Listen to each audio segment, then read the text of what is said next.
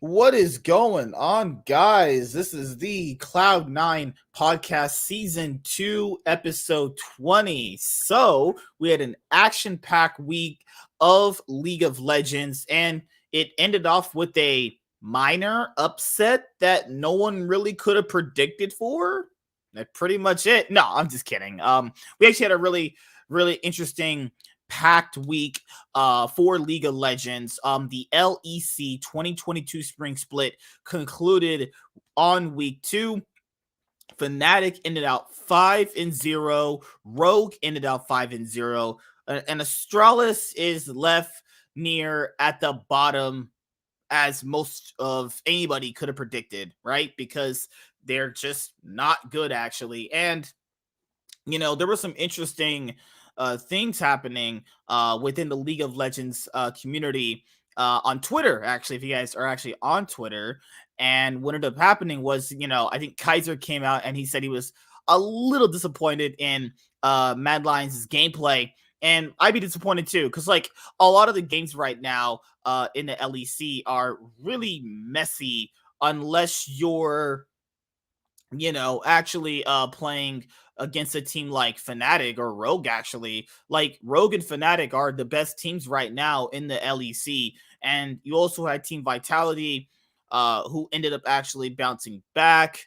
They had a 0-3 week for the LEC 2022 spring split, and then in week 2 they managed to go 2-0. And I told people, you gotta calm down, they're gonna bounce back. And it's nothing super serious, but what I told people is that you got to calm down. They're going to bounce back, because the reason why you can tell they were going to bounce back over a team like Astralis was because they were actually decently playing like a team, because you could see it in their gameplay from last week. The reason why I knew that Astralis actually wasn't going to actually bounce back anytime soon was because I saw them play the game and it looked like straight up donkey shit. There was actually one game that I didn't get a chance to actually see. Well, there was one best of 3 that I didn't get a chance to see, actually. That was the FlyQuest versus Team Liquid series, and I know Team Liquid won. That's the only best of 3 game from this past weekend that I didn't get a chance to watch. But yeah, that's for the LEC. And, you had like a lot of these like G2 fans just coming really, really hard, at G2, because, the match of the week was Team Vitality playing up against G2 Esports, Perks versus G2, the big storyline. Team Vitality ended up convincingly defeating them. What's really crazy about that game is like the G2 bot lane, which got criticized a lot for I think no apparent reason, actually, they did play pretty decently well last week, and G2's bot lane played okay, I think, this week too. I just genuinely think that, it was a mid gap for G2 versus Team Vitality. Perks playing on was it Orianna? Yeah, he's playing on Orianna, actually, and he just completely dismantled Caps, actually. Now, I think Sean brought it up last show too, was that Caps had not actually been playing that well. And Caps has not been playing that well, in a regular season type of format, since the LEC 2020 summer split, actually, because even last year, for the LEC 2021 spring and summer splits, actually, you really got to see okay, he's definitely super vulnerable. And I think Sean brought up as well, isn't it very possible they could just get rid of him moving forward? I don't know, honestly. And they did extend his contract, You mean in Caps the off or? season. Yeah, Caps, because yeah, it was you. Yeah, because Yeah, you asked because me, we oh, did they predicted extend them his to be the contract? best team in the Yeah, LEC, and they still have the highest ceiling, in my opinion, even though I did predict that yeah. Vitality upset and such. But the problem Hmm. is the team and their chemistry, all that. It all relies on whether or not Caps would return Yeah. the form. He has Yeah.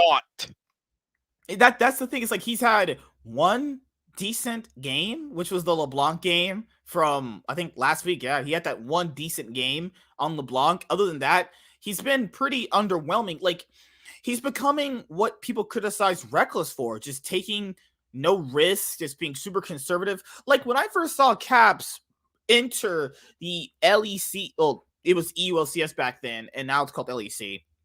When he first entered the EULCS back then, he was just fearless. Like he just go for everything and just beat everyone's ass. And then later on, he became like the best mid laner in the West, and he became pretty much the best player in the LEC. And then now you look at him in 2021 and the start of 2022, he's just not the same player anymore. Like he's starting to somehow play extra reserved. But the thing with G2 is he literally has to be one of the best players in the LEC, or at least a top 4 mid. And that's one of the only few hopes G2 could be a top tier team, because like so far a lot of the G2 fans on Twitter are just like raging at the bot lane. I'm like, you guys watching they literally lost topside on team when they fought against Team Vitality. They literally lost topside. It was a topside gap in that game. Now, Broken Blade can't play weak side tanks all that well. Like Wonder can. I don't know if they can actually, fix that overall. Because as you guys know, I love G2. I love them just as much as I love Cloud9. I love watching their games. I've loved watching G2 ever since Perks joined the league, the EULCS back in 2017. 2016 when he first joined. So yeah, I've loved watching G2 since then. Ups and downs with the organization as well. Like I don't know, honestly. Like I just wouldn't have anticipated Team Vitality to beat them that convincingly. That was a pretty convincing defeat right there. Because everyone was sitting here going like, well, Team Vitality's washed up, they're garbage. It's like, it's week 1, people. I'm like, let me put this into perspective for you guys. The LEC is the only major region not to have a preseason tournament like NA, and the LPL and Korea. They're the only major region not to have like a Demacia Cup, right?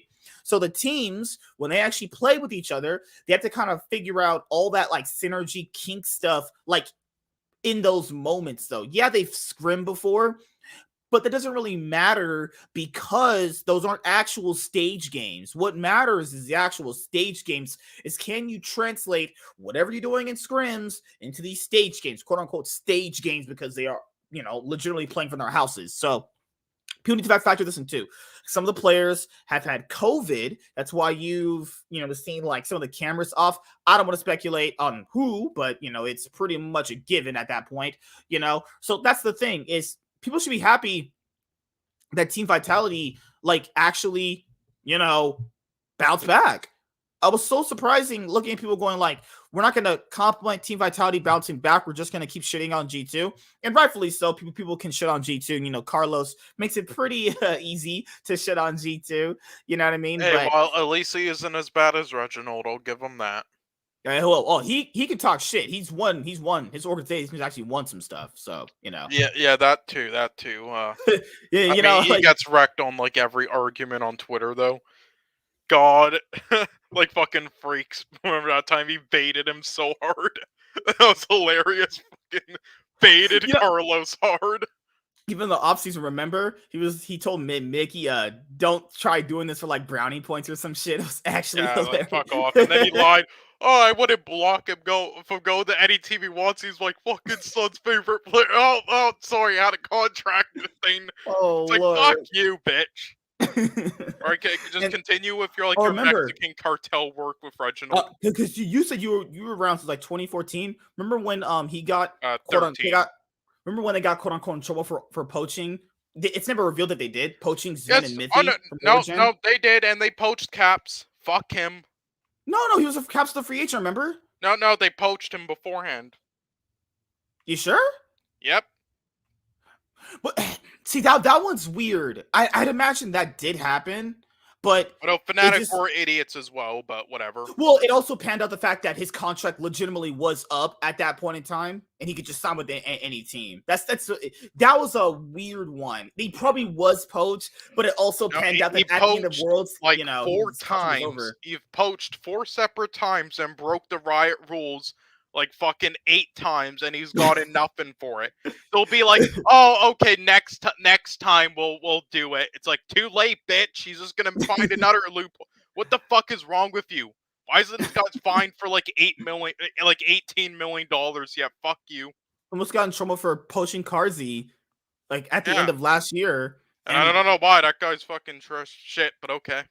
like the way that he talked about Flack is not the way he was talking about Carzy, you know? Like it's so weird. Like out of all the bot laners that you would potentially get in trouble for poaching, you're gonna get in trouble for poaching Carzy?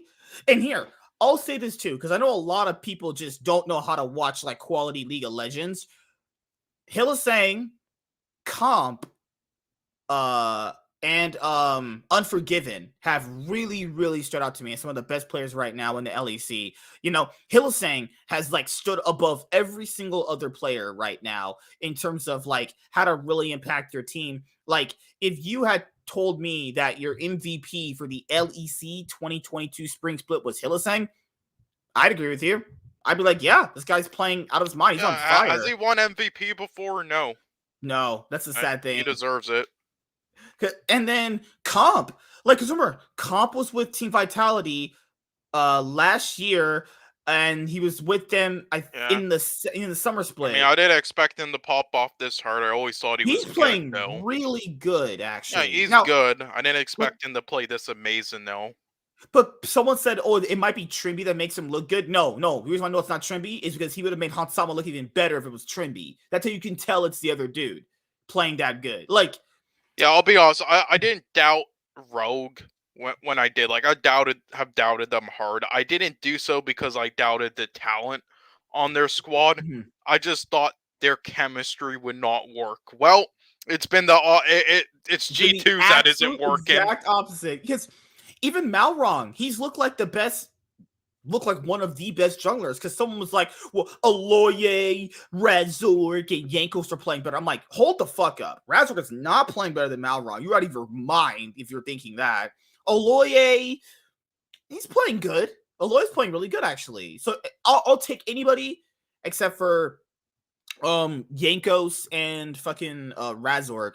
Razork has not played that well. And granted, guys, I said this, last show, and I said this before too. Like Fnatic, to be as strong as they are, it's not like he has to be like the best jungler in EU because, well, Fnatic pretty much has like really good players in each Well, position. Blippo is way better as a jungler than a top laner. He should just move. Should have just stayed on Fnatic.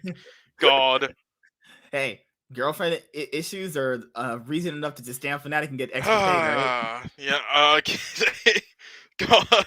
But no, if they had fucking Blippo though, they're still though, and there weren't any arguments.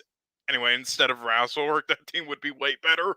Yeah, like, guys, I'm not trying to shit on Razork, I'm not, but if you look at the level of gameplay that Malrong, Aloye is providing, if you look at the gameplay that Malrong and Aloye are providing, I mean, like, come on, he's not played that good. Where would you rank Schlaton? I think he has potential. He's kind of like a Meteos, honestly. He's like a support jungler. Okay, he has really good engages and he has really good dives. But the problem here with Schlaton is I don't really see him actually impacting the game ever. Like, his impact in the game is so relatively small. But to be fair, like Misfits have such shitty jungler. Like, not him. Misfits have such shitty like players around him, and it's like, ugh. Oh, Selfmade. Yeah, My bad, too, Selfmade is Benji. better, but he does have Selfmade, his yeah. issues as well. Selfmade popped off this week on Olaf. Selfmade was going hand. This is Selfmade's best week in a while. I'm also surprised by Inspired's play, honestly, with EG so far, because he's great, but it's just like the dude like started to fall off in summer, and I get he's only 19, but God, he got literally jungle gapped by Blabber in the group stage. Right? I expected him to be great coming into LCS still, and he's only 19 and stuff. He was the MVP, sure. I didn't expect him to play this insane though right away. Do you know what's crazy? Like, whenever you talk about like fucking rogue right now to anybody. They're like, Malrang's not that good. Or Malrong, sorry, I call him Malrong's Yeah, not that good. I He's playing- wonder why. Hey, let's check where he's from. I'm like, wait, he's playing good. Like, let's not get it twisted. He's playing actually legitimately good, especially for a player that can't speak their language. And most of the time, when EU kind of imports players, it goes just as badly as North America's. But you know, people don't really bring that up though. But it's all good, you know. Yeah, they don't But bring up anything. He's playing legitimately good. Like okay, admittedly, he didn't have as good a Jarvan performance, but it was still fine. You know, Excel, as I told people before, Excel did not look that bad. They're probably going to get another win, which ended up happening this week, actually. You know, Yep. the teams that truly looked bad to me were Team BDS and Astralis because they're terrible. I'll say this right now. I don't know. Xmatty is the worst LEC bot laner I have ever seen. Yeah, I told you this guy was bad heading into it. Like, I didn't have Team BDS and C tier like you two did. Yeah, wait, no. Well, what? Yeah, because they are C. They just need some more time. They are C. It's only Astralis that is that grossly bad. Right, BDS isn't that bad. They're like low C. They're low C, and they have some potential of being better. Yeah, no, it's just the other teams are better. No, de jour, I did. Oh, sorry to interrupt. By the way, MSK. Oh, what's up, dude? How you doing? Yeah, man? no, sorry. It's just that BDS isn't that bad. It's just that like you guys are no, it's just in comparison to the rest of the league. Team BDS, yeah. In comparison to the rest of the league, MSK. I mean, I think Astralis is better than like that de jour guy. I was looking at Astralis, okay, and he felt really confident, and they felt in his video of like, oh, he's like they believe that this guy is better than Perks, like the Astralis. And like he solo kills Perks, I believe. He solo kills somebody. His PvP is amazing, Warren, but everything else it's really not that good. Right. So like, sorry, something dropped. So you're fine, dude. I don't know where you guys are, but I agree. Let's just start at the bottom. We'll work our way up. Yeah, sorry, dude. Sorry. Yeah, no. Team BDS, Syncroft is definitely like the self-made of that. Oh well, if we're going with Astralis, I don't know. Get rid of Promise Q. Yeah. Let's just start with Astralis, guys. This bot lane of Kabe and Promise Q is get rid of Promise Q. I'm sorry. Kabe actually hasn't been that bad. Kabe actually hasn't been that bad, despite him pretty much not wanting to be on this organization or this team. He's not been bad. Yeah, you know. Honestly, he's been equal to Neon. Yeah, dude. I don't know how Neon keeps getting team, but that's I don't either. I hate it. I've seen that guy since he started. He sucks. I'm sorry. He's just not good. Yeah, I'm sorry, but Astralis guys. White Knight and Zanzara, I feel so bad because I'll say this too. Because this is the thing, I have to give them the same leeway I gave Team Vitality. It's only fair, right? It's only week 2. Now they could improve. My dad could come back. My dad could come back into my life. I could start having sex after the stream. Your dad, please. He's never coming back. Like, yeah, he isn't. Guys, Astralis they just suck. No, because they had here's the worst. No, the worst thing about them. Dude. I said.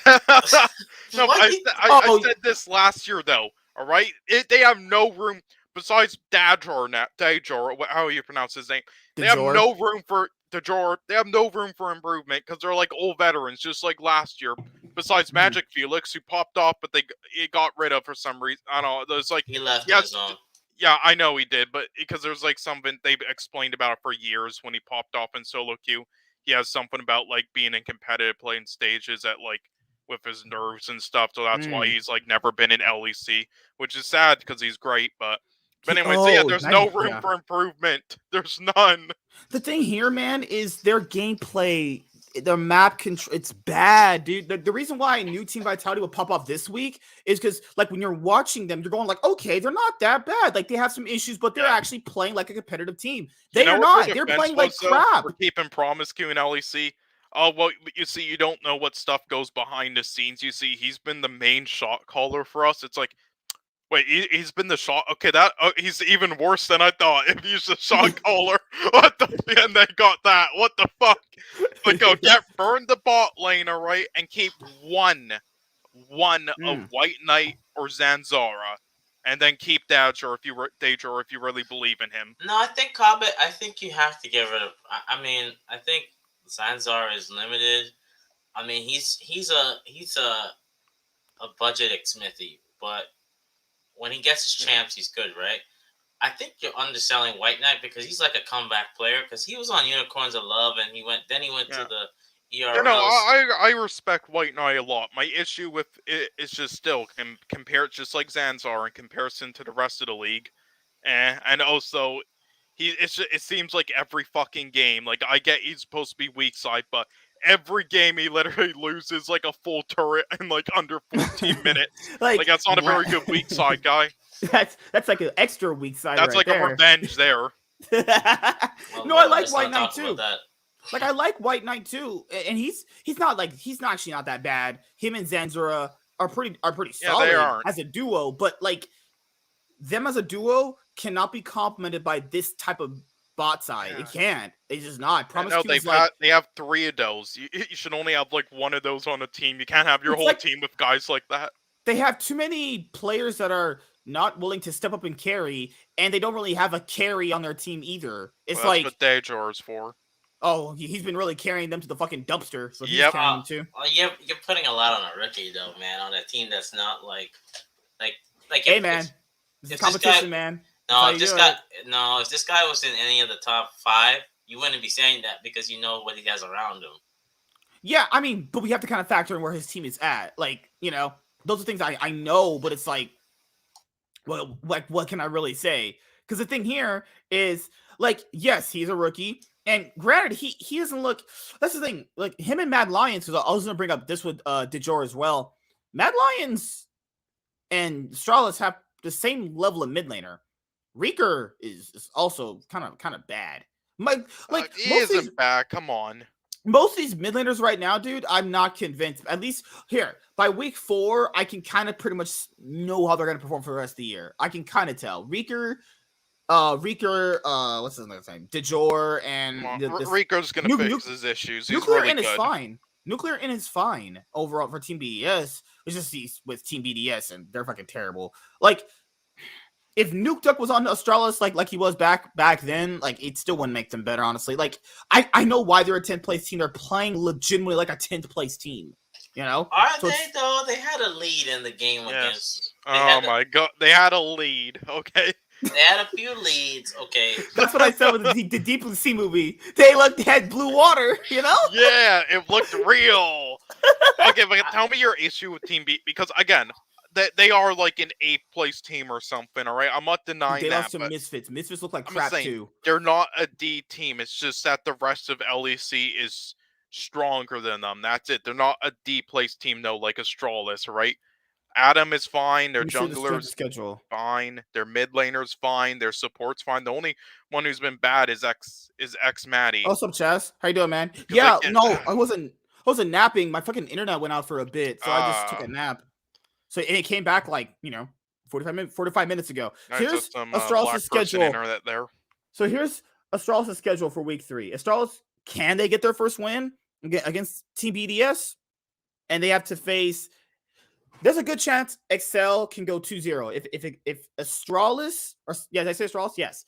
If Astralis can go 2-0 this week, or at least win 1 game, like I gotta see some decent gameplay out of them. They're legitimately playing like a 10th place team. Like, okay, this week, I could probably give you. They look bad against like the absolute top tier teams. But Mad Lions has not been playing like a top tier team. They've Go back to Super Week though, because they had to play G2, Rogue.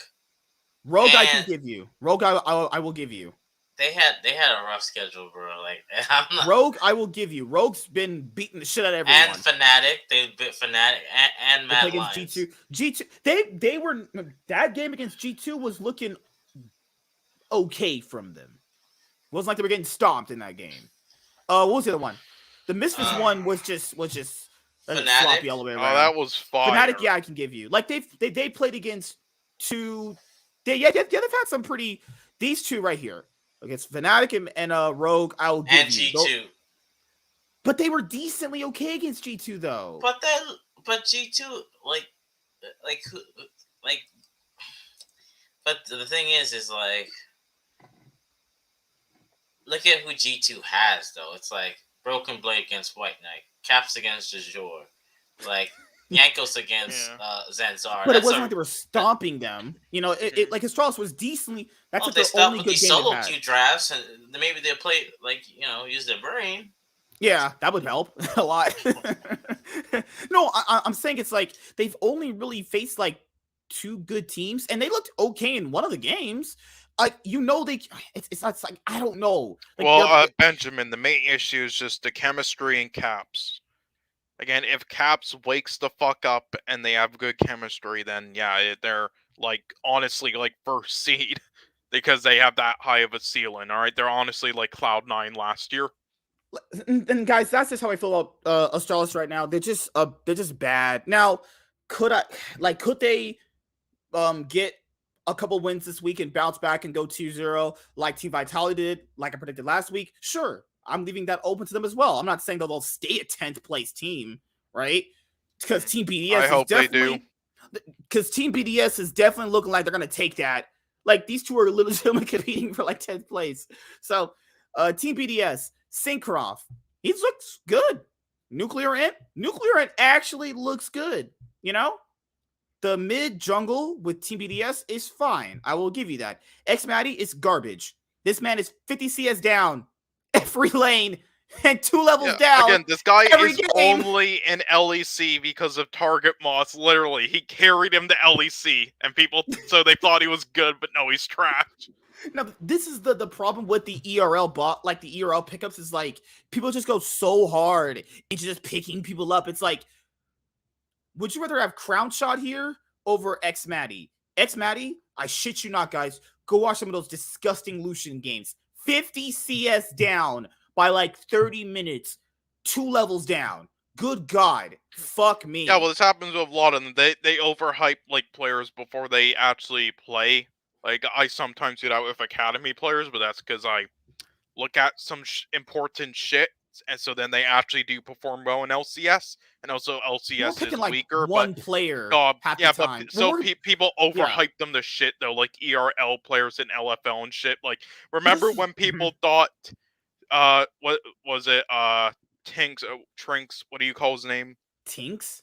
Yeah, well, TINX is his name. Tinks, he was SK Gaming's jungler jungler last year. And Dan, the jungler. Remember when people thought those 2 junglers were hot prodigies, were gonna be amazing? Where the fuck are they now? Remember, Aloye came into the league and no one really actually cared that he came in, even though he was like an ERL guy. Yeah, even though he literally was like the most hyped like prospect coming into LEC. He's the only one that's lived up to it somewhat decently. You know, 2 titles, fucking, MSI semifinal. Yeah, like, I other agree. than Crown shit is better than X-Matty. Yeah, like, what's up, Fujin and Benjamin? How you guys doing tonight? It just I can't believe Reckless isn't on Team BDS. Right, because for now, okay. Like, Limit, I've never been the hugest fan of Limit, honestly, guys. Limit and Neon were like perfect for each other in terms of bot lanes. I don't know why they actually split them up, because Neon is also not good, and neither is Limit. But if you put them up together, they complement each other's play styles. Now, I think Limit's good. Really, I've never. Oh, he isn't like top tier Limit support. is about as good as I'll put him 6. I'll put him 6. Limit is about as good as like Lebrov. That's part of where I put him at. Where you well, 6. Lebrov is damn good, so that's good. X-Matty, guys, he's not good. Like, Nuclear Int, this guy's doing pretty decently well in some of these games. Like, the problem here is like, they're just it's one of these things where, a new org comes in, they just don't do well because it's just a very new experience to the LEC. But it's not that. Their level of gameplay is just fucking terrible. Like, the level of gameplay I've seen from these 2 teams is horrible. Yeah, Grass is gonna start abusing the players. Remember, the Scion game that Adam played? So that shows he can't play weak side tanks. Oh, that shows Adam can't play anything. Fucking carried by upset. Like, so yeah, these 2 teams, like, when they're sitting here, I'm like, okay. But here, the bright spots about Team BDS are Syncroft and Nuclear Int. I can give you that. The bright spot about Astralis is Kabe. And that's the best thing I can say about the guys. Like, if they change up their gameplay, this week, hey, I'll come back and I'll give them some props, but I'm not going to be sitting going like, oh yeah, they're going to really turn it around here because it's not really looking like it. They're just not playing that well, in my own personal opinion. Because this week they face each other, so Astralis can get their first win. Then you also have BDS. They're facing Astralis and SK Gaming, so they could go 2-0. If Team BDS go 2-0 this week, then Astralis is done for. They might actually go 0-18. It's very, very possible. I'll be honest here, guys. SK Gaming's games, I'm just being completely honest here, because you guys know I don't lie to you guys. I'm very big on that. I don't lie to you. I don't remember a lot of the games this week. I know I watched them. I just don't remember a lot of it. Like, here, I'll say this. I know from what I remember, it didn't look that good, and Treats opted in to sign with SK Gaming. That's so sad. I forgot week 2 they played up against G2. They got stomped by G2, and then they got crushed by Excel a little bit. I remember. They went 0-2. Treats opted in to sign with SK Gaming. Like, SK Gaming, Team BDS, Astralis, such forgettable teams, man. Like, it. I can hope see Astralis goes winless. Remember H2K H2K16? Remember that one? They were one game away from going winless. I miss H2K, but I mean, they're oh my god. Yeah, but they have org issues though, just like CLG and shit and Immortals. So I can't say I'm surprised if I'm not being there. All right. Wait, do you remember a lot about Excel's gameplay this past week? Honestly, Sean or Warren? Excel, yeah, they lost to Misfits. I remember that. Excel's okay. Well, they beat SK Gaming. Misfits stomped them in that game. I remember. I watched that. Misfits actually. No, I thought it was close actually. Was it the one game? Oh, I'm sorry. I thought it was the one where it was on Yasuo. You're right. Yeah. Okay, so this one was back and forth. This game was They have good chemistry. Again, they're solid and they have good chemistry, but just in comparison to others, they're like 7th place or 6th place still. And someone also pointed out too with Excel is if they don't make playoffs with this kind of roster, because someone I actually broke down all their rankings of how they finished. They finished 7th, 8th, 9th, 10th, 7th, 8th overall, and that level. If you really kind of broke it all together, right? If you don't make playoffs with this roster, I don't know what's going on. Also, people need to factor in the LEC 2022 Spring Split has teams like SK Gaming, Team BDS, and Astralis. So who are they really competing against, right? So 3 minus 10 is 7, right? So that means they pretty much only have to beat potentially Misfits in order to actually make playoffs. If they literally potentially only have to be better than Misfits to make playoffs, because these guys, it's not looking like I think Misfits. VTL's finally living up to his potential. Oh, get the fuck out of here! Well, he is. What do you mean? He's been playing super well. What are you? What are you smoking? This week he looked good. Let's see it continue. No, he looked great, and he looked fine the last week. Yeah. Listen, he had He had as high as potential as Elyoya coming in, and I hope he lives up to it because that's their main issue. Neon and MRSA are good enough, but they could have got a way better ADC. I'm fine with the support though, MRSA and Vander as a backup. Schlaton, I'm willing to give a chance, and here I knew he would regress a bit with their roster shakeup. It's just this weird thing that always happens with these sophomore seasons. Like, it's not his. It just happens. Yeah, it happens with a lot of Korean players. They import the sophomore seasons. Yeah, he might be going through one of those culture shocks that they always talk about. I figured he would regress a bit, but he's still good. He just needs to fix some issues, and then he'll be back in the top 5 or so probably. Because I want to bring up 2 games I want to talk about after we talk about the rosters in a second. I'm bringing up the match of the week, and then I got to bring up the Team Vitality games. SK versus XL. Yep. Yep. The battle of the 2 organizations that shouldn't have a League of Legends team. The battle of the dog shit is what that is. Battle of fucking trash. Give me 1 second, guys. I want to bring up some of these games really quickly. I'll also bring up the Rogue. Rogue's been, oh my goodness, dude. Like I'll say this too. I wasn't too hot on Rogue because they lost really good players, and I'm thinking to myself, there's no way they can be as good without those guys. You know, like who would have thought? You know, you don't predict that kind of thing. Well, I mean, yeah, I agree. Like, I didn't know what, because here's the thing, they still looked great on paper, even with those losses. Like, again, it's a shame because just I love Hansama and inspired with how he was playing and how he's playing now. Like, and their ages, like that could have been the actual LEC dynasty instead of Mad Lions last year. Like, I feel bad that I think Rogue could have won. Rogue could have won both titles last year. Yeah, like it's a shame it didn't work out. Like, it had nothing to do with the players. There's just something with like the team atmosphere. So it's just there needed to be a change up, even if they looked worse on paper. So it's a shame, but yeah, they still looked great heading into it. It's just, yeah, again, I did not think their chemistry would work well though. Like, even with liking all the players, like I thought Comp is good, Malrain is great, Odoamne is still very good, Larson great, Trimby great, but I just didn't think I thought they would be how G2 is right now, or God, what's the team again? Or like how Misfits chemistry is looking. Yeah, those are games you just catch the highlights for. Those are not games you watch Hell live. yeah. I mean, if you, I sadly watch most of those games live if I can. If I'm at work, I just watch the games. I mean, when I'm at my I'm on my break. I mean, I wouldn't say I don't know. What do you mean? Treat's been good. What do you mean? He was great. I like Treat. I mean, he was awesome last year. It was awesome, but he's just wasting his talent. Yeah, right? Just go to LCS and get your money, man. You're not right. You're like 25. No, he's like 26 now. Just go get your money in LCS. No, he wanted to play for the LEC Pride. That's why he stuck around on that shit organization. But well, not shit organization, but just shit team. Holy fuck. But I mean, he's not been like amazing so far in these 5 games compared to last year. Yeah, like compared to other supports, but he's still been very good. Like last year, he was popping off pretty hard. Actually. Yeah, and nobody's saying that like he's like top 3 support, but he's like a solid 4 for 5th, like rock solid there. Like, so I wouldn't say he's overrated.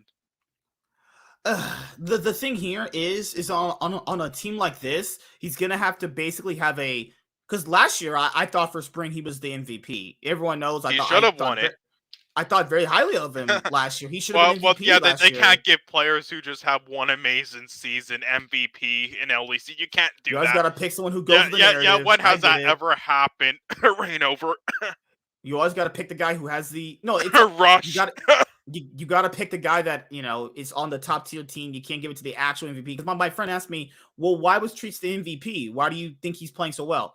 First of all, he carried a nothing roster to the playoffs, and this guy was, if he didn't actually make the hero play, they would have lost a lot of games. And he did it so consistently, such at a high tier level. He literally, to me, was the MVP of last spring, you know? And then they wasted him by putting him in the fucking jungle position. Yeah, and TSM wasted him.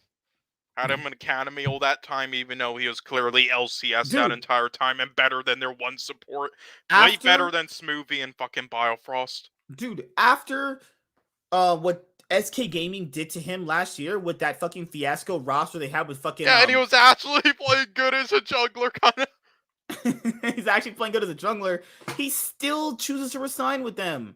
He still chooses. Jezu is not a good bot laner.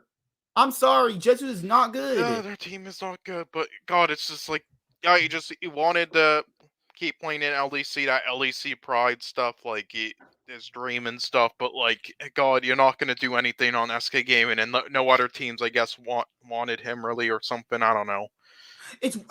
I don't know, man. It's SK Gaming, know, is literally only going to be a organization that does the bare minimum just to stay in the league.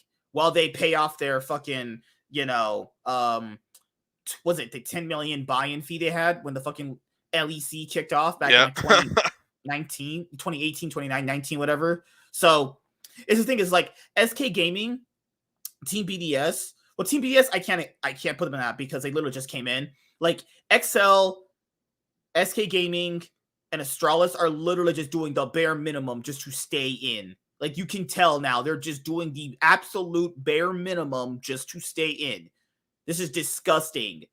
You know, like their level of gameplay, the level of rosters they built is gross looking. You know, I'm sorry. It's sort of like what's that LCS team? Sort of like fuck, I lost my train of thought. What? CLG? No, not CLG, because they're doing the opposite. They want to get fucking relegated. Like, what's it? Yeah, Immortals. Yeah, even though they're not doing too well right now, that was like them before. They just the bare minimum at first. They try to say like they didn't actually try to like fucking go to players with high ceilings, with like at least CLG did by getting old veterans. They actually got just middle tier throughout their entire fucking career in minor league players like Ica. Like that, like they're literally their expectations at Ica. Their expectations that entire time was just like 6th place. Like, oh shit. Anyway, so here to go on to the better teams, I'm gonna lump XL and Misfits Gaming in that tier where I see them fighting for the final playoff spot. That's how I see it right now. Guys, I know it's only week 2. I know, but by looking at how these teams are playing, I think it's going to be between Misfits Gaming and Excel for who fights for the last playoff spot. I think this is your playoffs. VIT is going to carry them to that playoff spot. Like, Team Vitality, Mad Lions, G2, Fnatic, and Rogue. I think those are your 5 right there. And I think it's between these 2 for 6. Leader for over Perks at the. They should not do that. Otherwise, you're going to go 0-18. That's what you're gonna do. That would be better than Perks. At least he can play some. Leader played so ass last year. Holy shit. He played so bad, dude. Holy shit. Yeah, I feel bad for him, but whatever. Fuck. All right, bad. Team Vitality. Hey, I'll say this. Leader would be really good in the LCS. That's a player the LCS would benefit from. Leader wouldn't really benefit in the LEC. His playstyle just doesn't fit most of these players. It just doesn't.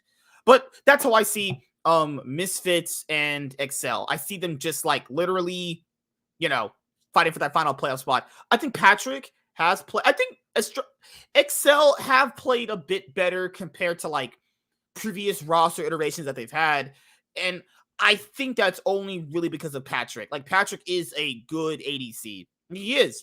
God, why are you wasting him away? Fuck, just go to LCS.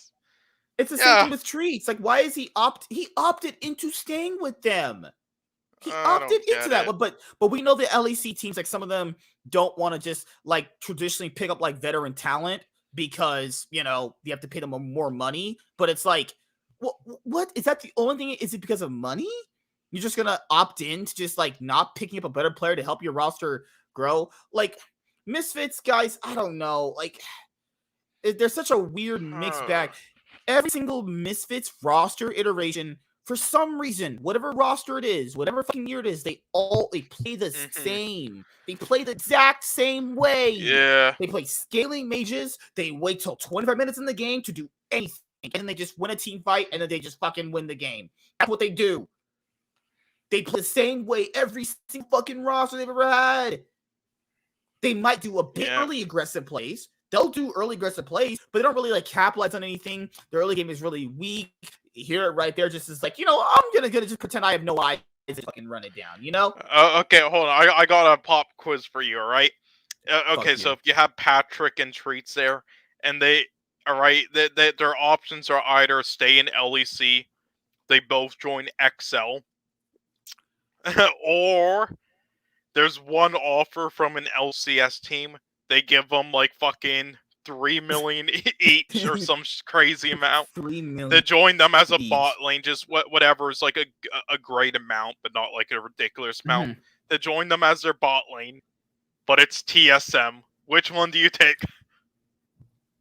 Does Reginald just barge in the door and just yell at them randomly when the season's over and they lost the finals? Okay. Yeah. You might want to stay in the LEC because Reginald, it's like Reginald on XL, okay. Money. Okay, you need Reginald, money, or your sanity. I'm valuing my sanity at that point, Holy shit. Yeah, and that's the thing, guys, is Misfits opted picking a player like Neon, who's been pretty average. Like, I'm just like, Neon's not been. People act like Neon's been like Carzy, and he's not. He's not even been that. He's been very unimpactful in most games. Like, I even rarely seen this guy even carry a game, honestly. Yeah, no, he's just reliable, as you said before. It's the same analogy I gave fucking Sean when we were reviewing our TV show episodes. He's 2 buns and a piece of cheese. There's bland. There's nothing he. Yeah. That's it. Like Schlachten, I think Schlachten's not that bad actually. But how can he? You can't perform well in a jungler with a team He's like the this. LEC Medios. He's not bad. And to be fair, they did play decently okay in this game. I know I'm kind of ragging. They did play decently okay in this game, but that was because of them. XL have a much better look at comp. XL's a much better comp than them and ran it down into them. Yeah. I'm just surprised that Nuke Duck is still in LEC. I don't get why he keeps getting these teams. Oh my lord! Hey, Leader might have been what XL needed actually. And to be fair, VTO had a good week. A good week relatively to what he had last week. Because they did play up against Fnatic. Misfits did and got. Come on, Fnatic just beat their ass. He's been really good. Come on, all season so far. Yeah, I'll say this: he has his games so far. He has his games, but the thing is, like, if imagine if it's XL and Misfits fighting for that final playoff spot when we get to like week 9 later on in the year, right? And you have to put a player on a carry champion. It's your final game, tiebreaker to get into fucking playoffs. You have Neon and VTO as your carries. Mm-hmm. Holy shit, man! XL have, Nuke Duck. They can, Patrick, and they have Finn. Finn's not been that horrible either. Well, he's been solid just compared to the rest of the tops. He's better than White Knight, I guess. I guess that's your standards now. He's reliable as well, just like Neon. He's reliable. And that's the thing is like Misfits play such a reserved play style that I don't know, like, is that just a player thing? But to be fair, I think Cadril explained it too. You sometimes just, it's better. I don't know. So there's some teams, guys, that just want to play all these like high execution fucking compositions that have like, if you execute these certain comps, like a fucking like. So there's certain compositions that get drafted, right? Where you have these like minimal win conditions, where if you actually do play to their strengths and you can play them out fully good, then you'll do very well. Some teams are like, fuck that shit. We're just going to play simple shit and win, Because it feels like some of these teams like XL and Misfits try to play these like really high execution team comps, and they just come off looking bad. Whereas if they played something... Yeah, Nuke Duck. Good job. Hey, good job. The year of the shit. That was actually really good right there. That was really Leader good. can't play range champs. What do you mean? He's badass at range champs. You're just a hater. No, oh my goodness. Yeah. What do you mean? Have you seen his Victor? It's fucking insane. Holy crap. Okay, like, and so guys, that's just my thing, personally, when it comes to these two teams. And right now, by week 3, we're gonna pretty much know if these guys will be fighting for a playoff spot when the other much worse teams than them play their games against the other teams that are just as bad as they are. So we'll see how it goes, but I just don't see Misfits having anything much more than if Misfits go 9-9 on the split, I'm not surprised. They play a very, very reserved play style. They don't like to take any risks. And if they do take a risk, it's only based around like taking Rift Herald, like you just saw, where they lose their top laner. That's all I've seen them do in these last 5 games, actually. So that's just how I see it personally. And right there, you just saw them lose their mid laner when they're the ones ahead. That's ridiculous. That is ridiculous. But it's because they have Neon, the god carry Neon right there. Damage. That's why that wasn't a bad thing. And they focused on their mid the whole time, so it was able to kill everyone else. Hey man, dude, fuck 200 years, man, 200 years. Yep. All right. Thanks, Riot. All right, Mad Lions. Fuck the fact that Mad Lions had a close game against Astralis. That is, that's what I told Warren. Like, I did agree with him. They've not been okay. They've looked really bad, but they've had Reeker, wake up! You're gonna make me look bad with my predictions. Reeker looks bad. He'll turn it around. Come on, You know, the guy dude, has just lots like of talent. My dad He has a lot of talent. He was close to getting picked up by Fnatic and G2. Like, you know, Mad Lions must be kicking themselves after see, Astralis have had decently back and forth games against G2 and Mad Lions. Sure. Now, is that Astralis actually being good, or is that G2 and Mad Lions being like shit? Because this game right here, if Astralis get him, play out Reeker, get him. Because, like, that's the thing, dude, is if Astralis play these team fights out in this game a lot better, Astralis might walk away with a win here. And that's pretty fucking scary that the back-to-back LEC 2021 champions between Kaiser, Aloye, and Armut, they would have lost to Astralis. And people are like, well, how do you think about Armut? Well, guys, I think Armut's not bad, but if Armut doesn't actually pop off, the team doesn't really do anything. That's the thing. Like, most of their plays, they used to come from Kaiser. Like, I still think Kaiser's great. I still think he's good, you know?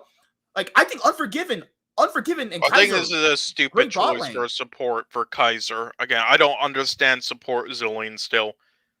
Again, I loved it in the past, but now I don't get it. I don't get why people keep picking it. It's not that good. Look at Astralis. Like, Astralis making a dive? What? What kind of team am I looking at? Am I looking at SKT? Am I looking at T1? Like, what?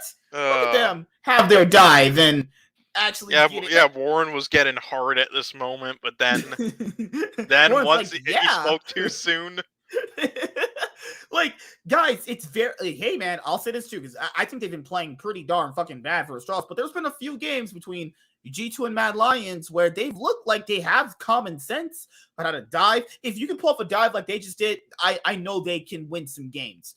But later on during the game, they have these like back and forth team fights, right? I think it's right here. They actually grief the game over. I'm probably gonna have to out of something about the bare necessities. No, guys. Valentine's sale, not like MSK would know much about Valentine's. Shut the fuck up, you worthless piece of shit. Jesus Christ, I'm such a bad person. So here you guys go. So right here, this is, in my opinion, where they actually lose the game. So Zanzara goes in, he kills Kaiser. Yeah, they get Kaiser in this game. They don't focus the Jinx. Jinx gets to free fire as much as she wants. Their wave's not prepped. And then, actually, they do manage to kill off Reeker and Kaiser, and they get the turret here. But right there, if they couldn't just plan it out better and kill 5 people, right? Or at least kill one more person to get that tower, right, more effectively, that's when you think to yourself, okay, are they really going to win this game? Then, this part of the game, they've definitely threw their whole Baron lead right there. De Jure getting caught out, Zanzara getting picked off, right there, White Knight flubbing the engage from the back, and then Mad Lions start crawling their way back into the game. But this is Mad Lions, right? The back-to-back LEC champions of last year, outside of Reeker and Forgiven. And I think the best ADCs right now in the LEC are Upset, Comp, and Unforgiven. These guys are, woo, damn, beautiful. Like, Unforgiven's playing pretty fucking well, despite Mad Lions looking like complete inconsistent dog shit in some of these games, you know? But right there, Zanzara gets it. He gets that kill onto Kaiser. You have Reeker getting that kill. But Unforgiven, untouched, starts just popping off. Oh no, Astralis threw it. Who'd have thought? Mad Lions played a close game against a 10th place team. They struggled against a 10th place team. Let's play this fight out one more time, right? Yeah, Reeker did a pretty good job there. What do you mean, man? Pretty good job of fucking chaos storming. Good job at pressing R, dude. Oh, yeah, look at that. Unforgiven, all we have to do is stay alive. All we have to do is stay alive here, and oh shit. Right here, you have Zanzara jumping in with his Cataclysm. You also have White Knight flubbing that engage. He was missing so many Orin ults. Like, I was like, oh my goodness. Like, a lot of Astralis' composition, depends right here on Orin hitting his knockups. If Orin hits his knockups, then that's when you can see knockup, Zaya ult, that little new, I forget this champion's name so much, the new mid champion who throws herself in. She does, I forgot the ability. I'm sorry, guys. But the new mid lane champion, she'll go in. Then you also have Jarvan. I got their composition. I like the Astralis composition. They played it out pretty decently well. They just kept flipping with their team fights. All these hasty, bad team fights cost them this game. What are you doing? Why are you not playing for the map? Why are you not focusing Jinx? Why are you just focusing on Victor? What are you doing? Jarvan can lock up Victor. Then you could have your Zaya and your Rakan knock up and destroy Jinx. They could have won this game. They threw it so hard. They even got Baron. Astralis, what do you do? What is that? That's disgusting. Like, Fnatic, sorry, so that's Mad Lions right now, guys. Mad Lions to me just look like really inconsistent. Like they had really bad games against SK Gaming. They've had bad games against fucking Astralis. They just right there had a bad game against Astralis. That's 2 bad games from these really terrible teams, actually. I think they have to kind of basically rebound and kind of think like, okay, how do we want to play the game? They have to be like that because Humanoid was a big part about how they used to play the game. As and without Humanoid, he's taking his talents to Fnatic, where he's popping out pretty hard over there, actually. And Mad Lions have looked pretty darn weak right now. Like, some of these wins are not convincing at all. These are some sloppy wins here coming from a team like that. With players like Kaiser, Aloy, Arma, they should definitely be looking way better against teams like Astralis and SK Gaming, All right, so let's go on to G2 Esports. Match of the week right here, baby. Oh, yeah, Fujin. And I agree with you. They're not really that good of a regular season team. I agree with you about that, too. But it's like some of these wins they get are so fucking whack, dude. Like, look at how fucking shitty they were playing in that game, man. They're playing like ass. But Team Vitality, bounced back from their 0-3 super week. And they managed to go 2-0. G2 versus Team Vitality in the match of the week. Perks playing very, very well up against his former organization that he was on for so many years when he first entered the EULCS/LEC. Selfmade in particular had a really good week, playing. He did really well in the Olaf game. He did really well on the Xin Zhao game. Then you also had Perks literally just flame horizoning and gapping caps. I did like the draft out of G2, actually. Caitlyn and Zyra is a really good bot lane. Snares upon poke, all in engage. G2 have a pretty decent composition, and that's the thing when it comes to like some of these Dylan Falco teams is from what I've noticed is that they don't really have really good macro. Actually, some of these Dylan Falco teams just end up not having good macro at all. And Alfari getting that solo kill into Broken Blade. Why was he that close to him when Gangplank has barrel and Q up? Look at this. This is borderline inting. Like, Mercy, what the hell is this? Right here, should not be in front of him. Because the reason why you can tell he shouldn't be in front of him is because you can clearly see Selfmade right there. And since he's already calling up Yankos, you can already tell. He's like, Yankos, I'm gonna all in this guy top when you get here. If he's already going to all in Lee Sin in the top lane, why in the world is he just standing right there? Right here? No. Just back up. Just back up further. Don't even go in. He gets hit by a barrel. Then he gets fucking auto Q. Then he gets killed. There you go. Gets up advantage. Now Selfmade can leap onto Yankos, chunk him out. Yankos has to recall, so he can't be on the map. Team Vitality gets dragon control, so that means Perks gets free range to hit on caps because they have all this control on the map. Now G2 bounce back. They're like, okay, we can go kill Alfari. But then again, it doesn't really matter if you put Gangplank behind. Xin Zhao was already decently far ahead. Perks was already decently far ahead against Caps. You also had Karzi and Lebrov, who played pretty well against Flacked and Targamas. So that's the issue here is with like some of these like Dylan Falco teams, like some of the macro decisions they're making are just unbelievably so bad. Caps got gapped so hard in this game. It was so disgusting to look at.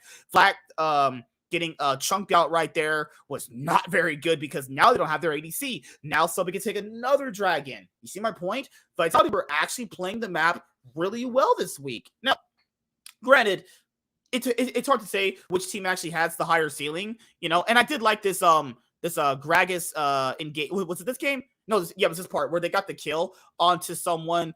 They lost Broken Blade, if I'm not mistaken here. No, yeah, they got a kill onto something here, which was fine. You know, they actually were in a pretty bad optimal position and still came out with a kill in the end, which was really crazy to think about. But my thing here is they just got out macroed all fucking game long. They got out macroed every single part of the game.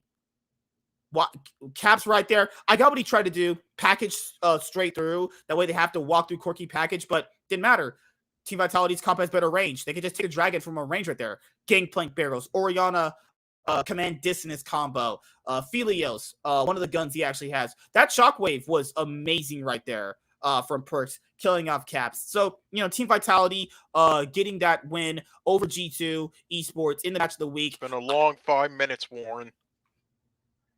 He's probably having sex right now, actually. That's what he's with doing. his horse, yeah. Oh Anyway, my God. yeah, it takes why a is Caps while. right there?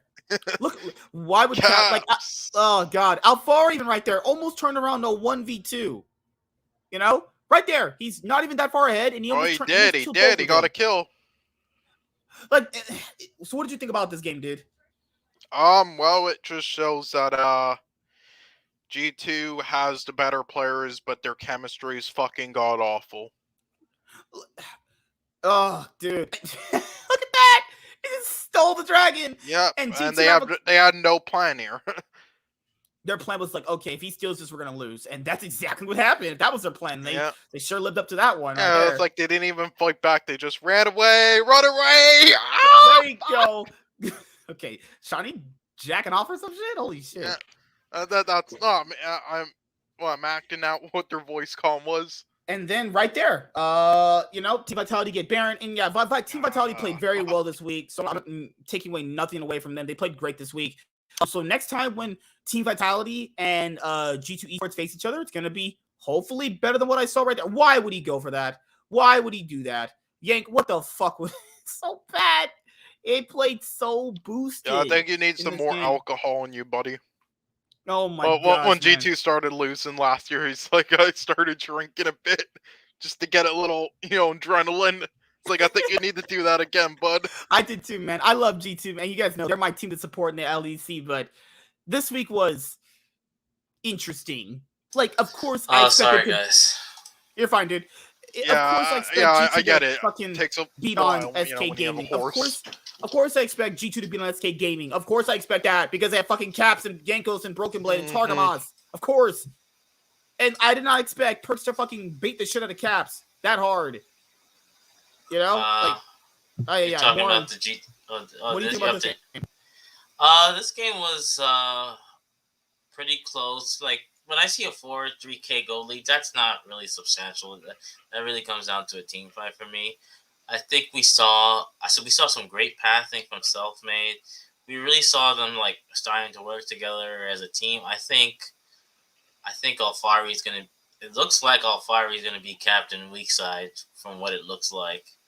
And Perks is gonna do his thing, and Selfmade is gonna be Selfmade. So I think Alfari is the guy who's taking the thumb up the butt. Personally, that's how I look at it. I thought G2 had a commanding way they played. I thought that their draft was pretty good. I thought that Lebrov looked really nice, and Carsey didn't look like he was kept in iteration. So, yeah, I think it was pretty good. I'm sorry I missed the other. I had a late night. It's fine. We were just talking about, Astralis being the best team. Oh, shut up. Yeah. So I think it's nice to see that they're 2-3. I wouldn't be surprised if they end the season like maybe because of what they have. 12-6.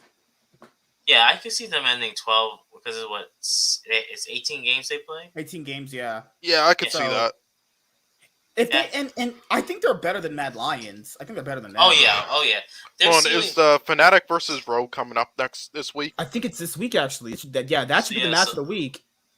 Oh yeah, one of them is going 6-0. One of them's not gonna be 6-0. 5-1. So like, if you scroll back up, Look I at these think bangers this week, dude. Rogue versus Fnatic and G2 Oh versus yes, Fnatic. yeah. That's the top Vitality 4 versus there. Rogue. Top 4. Yeah, that's G2 versus Fnatic, El Clasico. Hey, actually, Rogue top versus 6 because Vitality. of Mad and Misfix. Because fuck XL. XL. I think XL is the dark horse team, and I think they're really showing that they're the dark horse team. No, we talked about them. I think they're fighting with Misfits for that 6th place spot for playoffs later on when the season plays out. Actually, because I don't think Team BDS or Astralis or SK Gaming will be doing anything, honestly. Fuck. I need I SK was gonna Gaming get you an SK Worlds. Gaming jersey, but fuck you. Listen, God if damn. they had a better mid laner than fucking Nuke Duck, then I would agree with you, Warren. I mean, who does SK have now? They have Jerkoff. Yeah, Genax, Gilius. Yeah. Oh, sorry. He's not bad. He was on Misfits Premier. He's not actually I'm not bad. a huge fan of him. He was on Misfits Premier. He's not bad. I don't know. To predict these matchups later, guys. These matchups looking spicy this week. Like if they chose any of these, like this one or this one or this one to be match of the week, I'd be fine with it. Overall, yeah, but to talk to yes. I didn't mean to divert. Oh, you're fine, dude. Yeah, no, I do that all the time on here. I think that if Vitality's doing like the Miami Heat when LeBron just got there, like, you know, you got all these superstars, they need to figure out their identity, and now they're like, you know what, everything's calming down. They picked up a good win against G2 because G2's in the top 5, right? Mm-hmm. And I forgot who was the other win that they got. They beat Sorry, right here. They defeated G2 and they took down Team BDS. Okay, so they beat a team that they're supposed to beat, and they beat a good team that was 3-1 at the time. So respectable week for them. I think they're just their ceiling is high. I think the biggest, and I guess you guys are up to who now? We'll be on Fnatic and Rogue after we get done with Team Vitality. Oh, yeah. So yeah, Team Vitality. I think they're gonna definitely make top 3 by the end of the split. Yeah, Benjamin. If Rogue want to still prove themselves to be Rogue are already a top team right now, but if they want to solidify it and Rogue go 2-0, Rogue could look at their wins though. Come 7-0. on. Okay, so Rogue's faced Team BDS. They fucking beat the shit out of them. They faced Mad Lions. Pretty convincing win over them. Super weak. They faced SK Gaming. Anyone's going to beat that piece of shit. Shut up. They beat Misfits. Do I need to say anything else? They beat... So Rogue have had a weaker strength of schedule and have beaten teams they're supposed to beat already.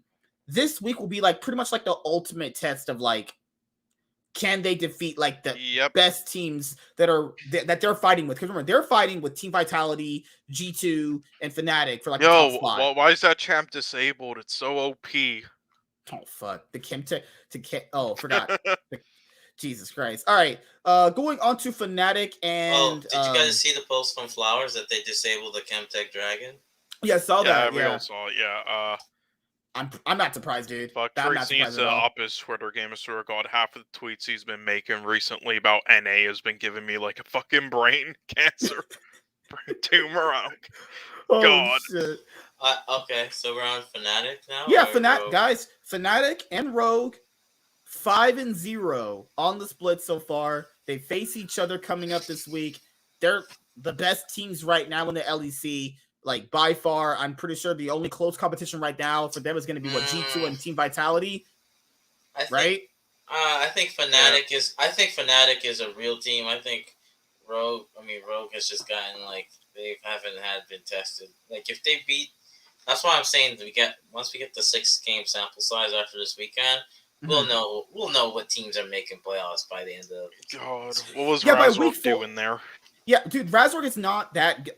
People are like, come on, dude, just give him a chance. I saw him all last year. I thought he was good on Misfits. How can you be bad if you're 5-0 though? No, he's not the reason why they're 5-0.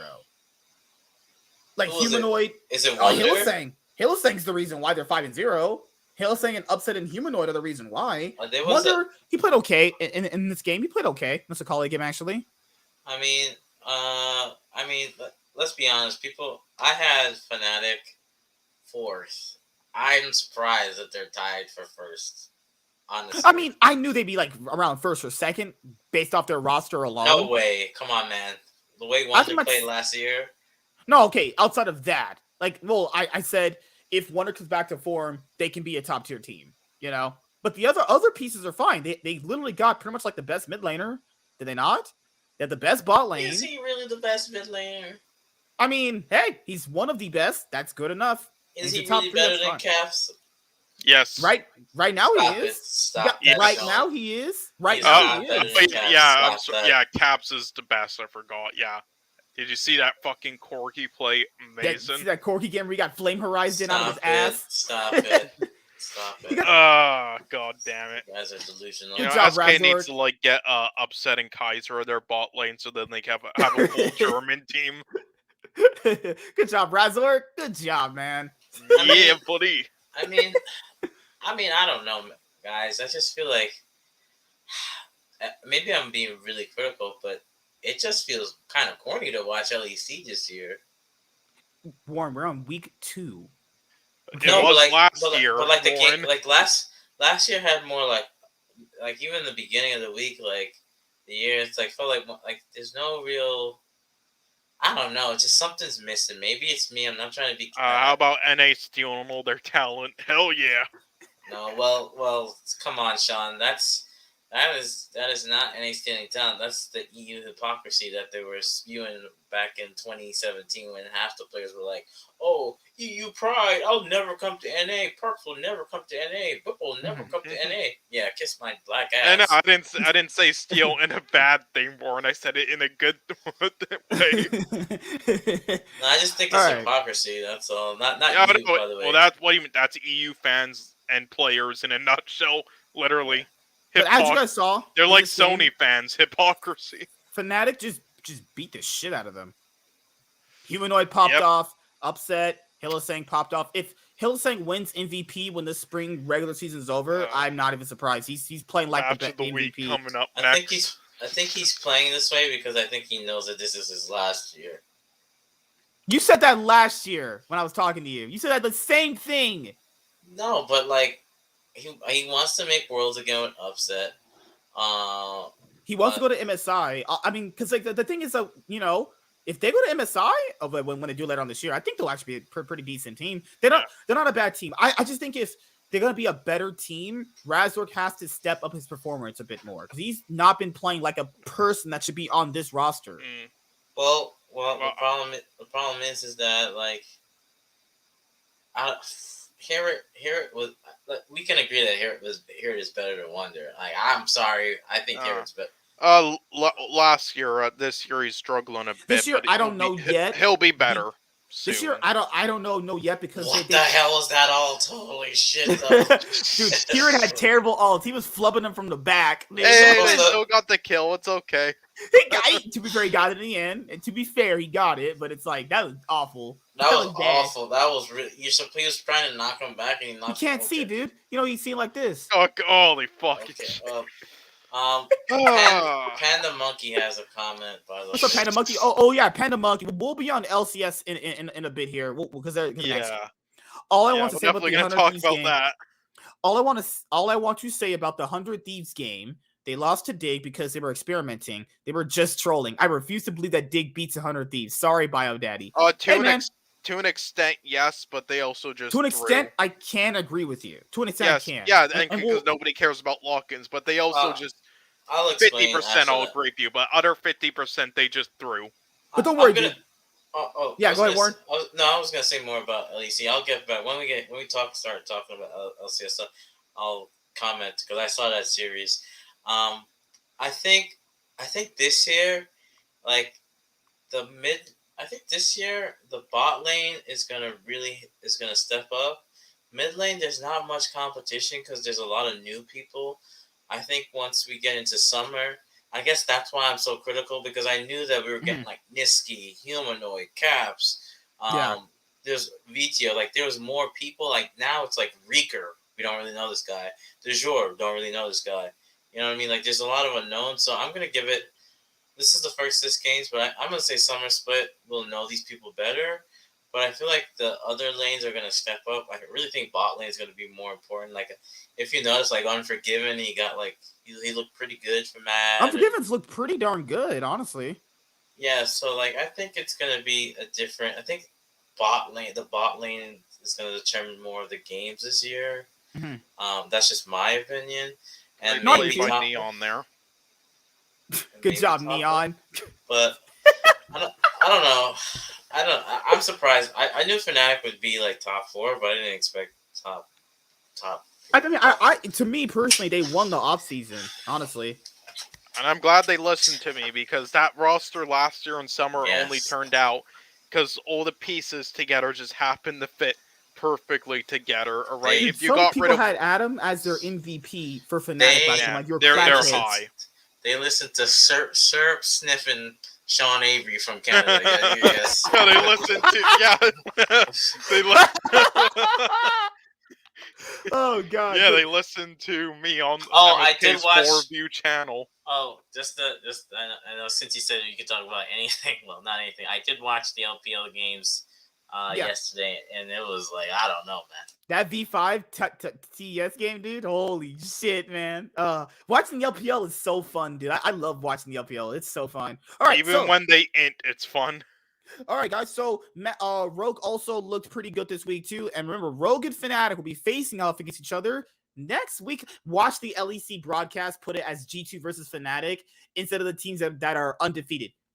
I'll bet someone $5 right now they'll actually do G2 versus Fnatic instead of the teams that are actually undefeated. Don't mess with your food stamp money. Stop that. Okay, thank you, Warren. You're the best. Can't wait to have you on my side ever again. You know. I won't be on your side. I'll be across the street. Holy fucking Christ! So yeah, Mad Lions, they made a play at the start of this game. They killed Trimby. Okay, cool. And then now they just get collapsed on, and then they just kind of lose. Otawamne getting his 1,000th LEC kill. So Otawamne he's like what, the 6th player in LEC history to have 1,000 kills, actually. And to get that in top lane is actually pretty damn impressive, honestly. He's actually outlasted players like Soaz, Reckless, who even started before him in the league. Well, I think Otawamne. That was beautiful. Trimby on Blitzcrank in this game was beautiful. Oh my god, this man was an animal. He was everywhere. I was gonna say, I think Otawamne except right there is a testament of one of those players that got better with age. Because think about where he was. He was on H2K, then he fell off for a bit. Then he was on Schalke. Wait, he was on Splice. He was on Splice. H2K, Splice, Schalke, Rogue. Right. So he kind of leveled up with each year, and he's relatively gotten used to the new champions. Outside of EU, Jace is always terrible. But and that's just outside. I'm sorry. I refuse to, unless you're an Asian person, you're not very good at Jace. I'm sorry. I refuse to believe that Western players cannot play Jace. But I digress. But he's one of those players where he got better as the times went by, and he knew his role, and he still can carry on the champions. And I've seen his solo queue. He's a very smart player, so I would love for him to get a championship. But I don't know if this Rogue team can do it. But it's one of those things where he's showing that age, just like Core JJ has stayed relevant. He's still relevant. This is the only game where people go like, "You're 25. Well, you can't play League anymore." It's like, what the fuck? Who the fuck are you? Like, it's just so odd. And it's also who I want to point out as one of Rogue's top performers is Comp, a guy that was on Team Vitality with Labrov. He gets subbed out for fucking Crown Shot. He goes back to Academy. Rogue pick up Comp. Comp, Upset, and Unforgiven, to me, are the top 3 LEC AD carries. Comp has performed so well. Oh my god, this guy's popped off. You know what that is, MSK? You know what it is with Comp? It's one of those things where a player just needs a different environment. I think the problem was that freaking, what is it? Veteran hyped him up so much, and Veteran looks like he was Osama bin Laden's deformed child when he got born. So like, I don't know. Completely different that I would have got canceled for. Like, I'll go with yours. but like he got a lot of think he had like some mental like pressure, and he felt he even benched himself, I believe.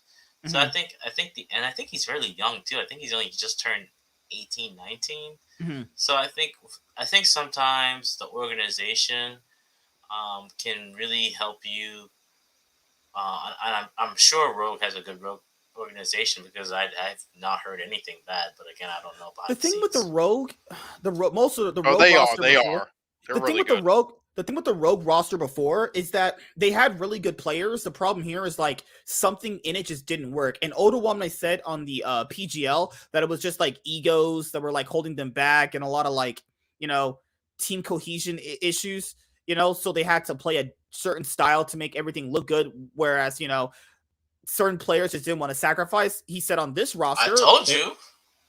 Somebody Hey. has to sacrifice when you have. Okay, think about Oda was known for he could play carries too.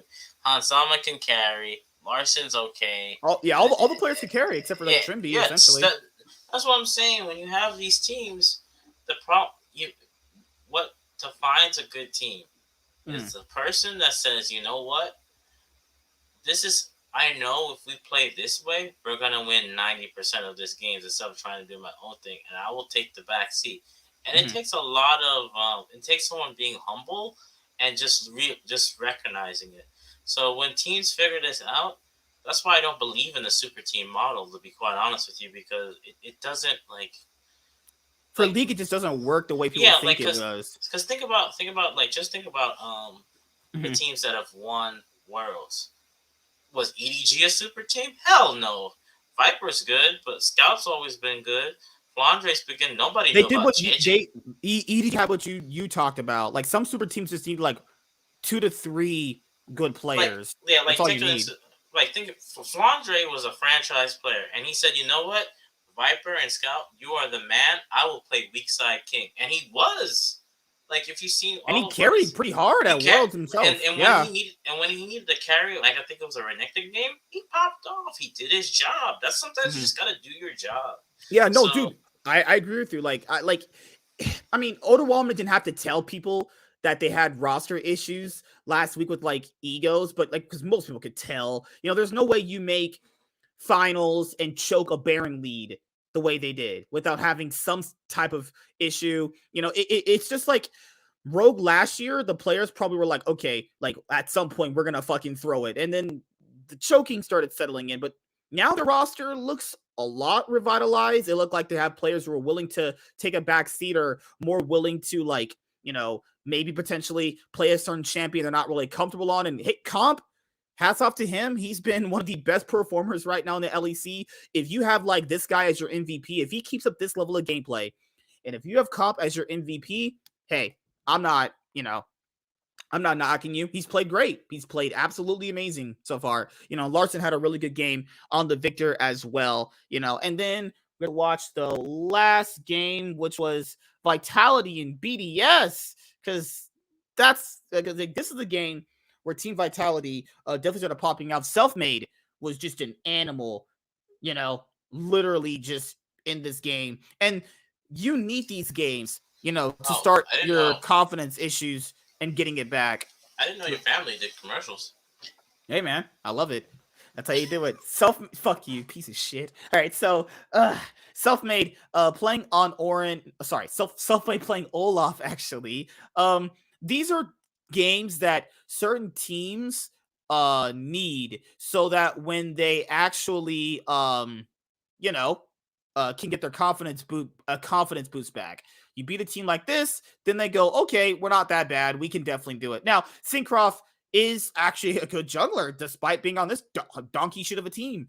It's one of these things where if you can make plays like that, I can tell you're a good jungler. It's just like if you're on a team like this, you really can't do anything. There's not really much you can do, actually. So that's the thing where a game like this is all Team Vitality actually needed. Nuclearance also not too bad himself. They have a good jungler and a mid laner. They just have no team cohesion, or they don't really know what they actually want to do around the map. Listen, X-Matty's gonna get a pentakill next week. But in what, the fucking fucking Brazil league or some shit? While you're talking, I've been looking at the wiki for that league. Dude, X Maddie in Brazil would be like MVP, and I'd be like, ugh, fuck. Oh my god. Actually, no, Brazil isn't too. Honestly, they're actually like a weaker LCS. It's just they actually have some talent. It's just that the teams they send, they always have like 2 good players and then 3 bad players. Three really bad players generally.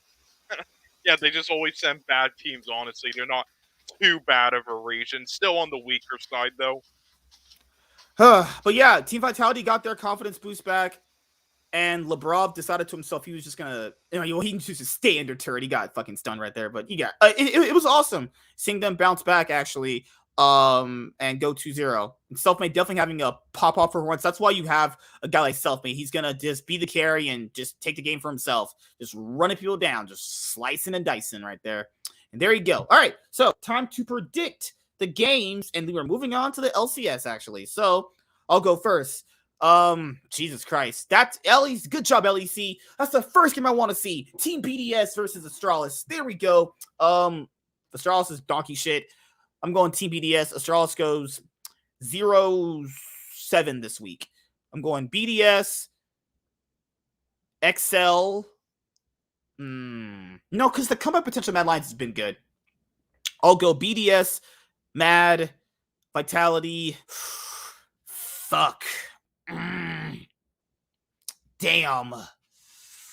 Right now, for Fnatic versus Rogue, I would say, fuck. It's really close between these guys right now. The safe bet is Fnatic, but there's also Rogue who could beat them too. Fuck, man. Bro, it's not a pregnancy test. Just pick it one. All right. I'm going with Rogue. I think Rogue can beat them this time around. Second time around, maybe not. G2 versus Misfits. I'm going with G2. Saturday, I have fucking hell. Team BDS, because fuck that first game. Shut up. XL, Mad Lions, Vitality, and then I have G2 versus Fnatic. Oh, of course, G2. G2 all day, baby. Let's go. G2's going 2-0 this week. Fnatic could go 0-2 this week. Could be going 0-2. Okay, then. I might be a crackhead, actually. You are, but okay. Well, see, I rewatched the last stream. I got the most predictions right, and then Fuck you. And that was even with ridiculous ones like fucking Dignitas.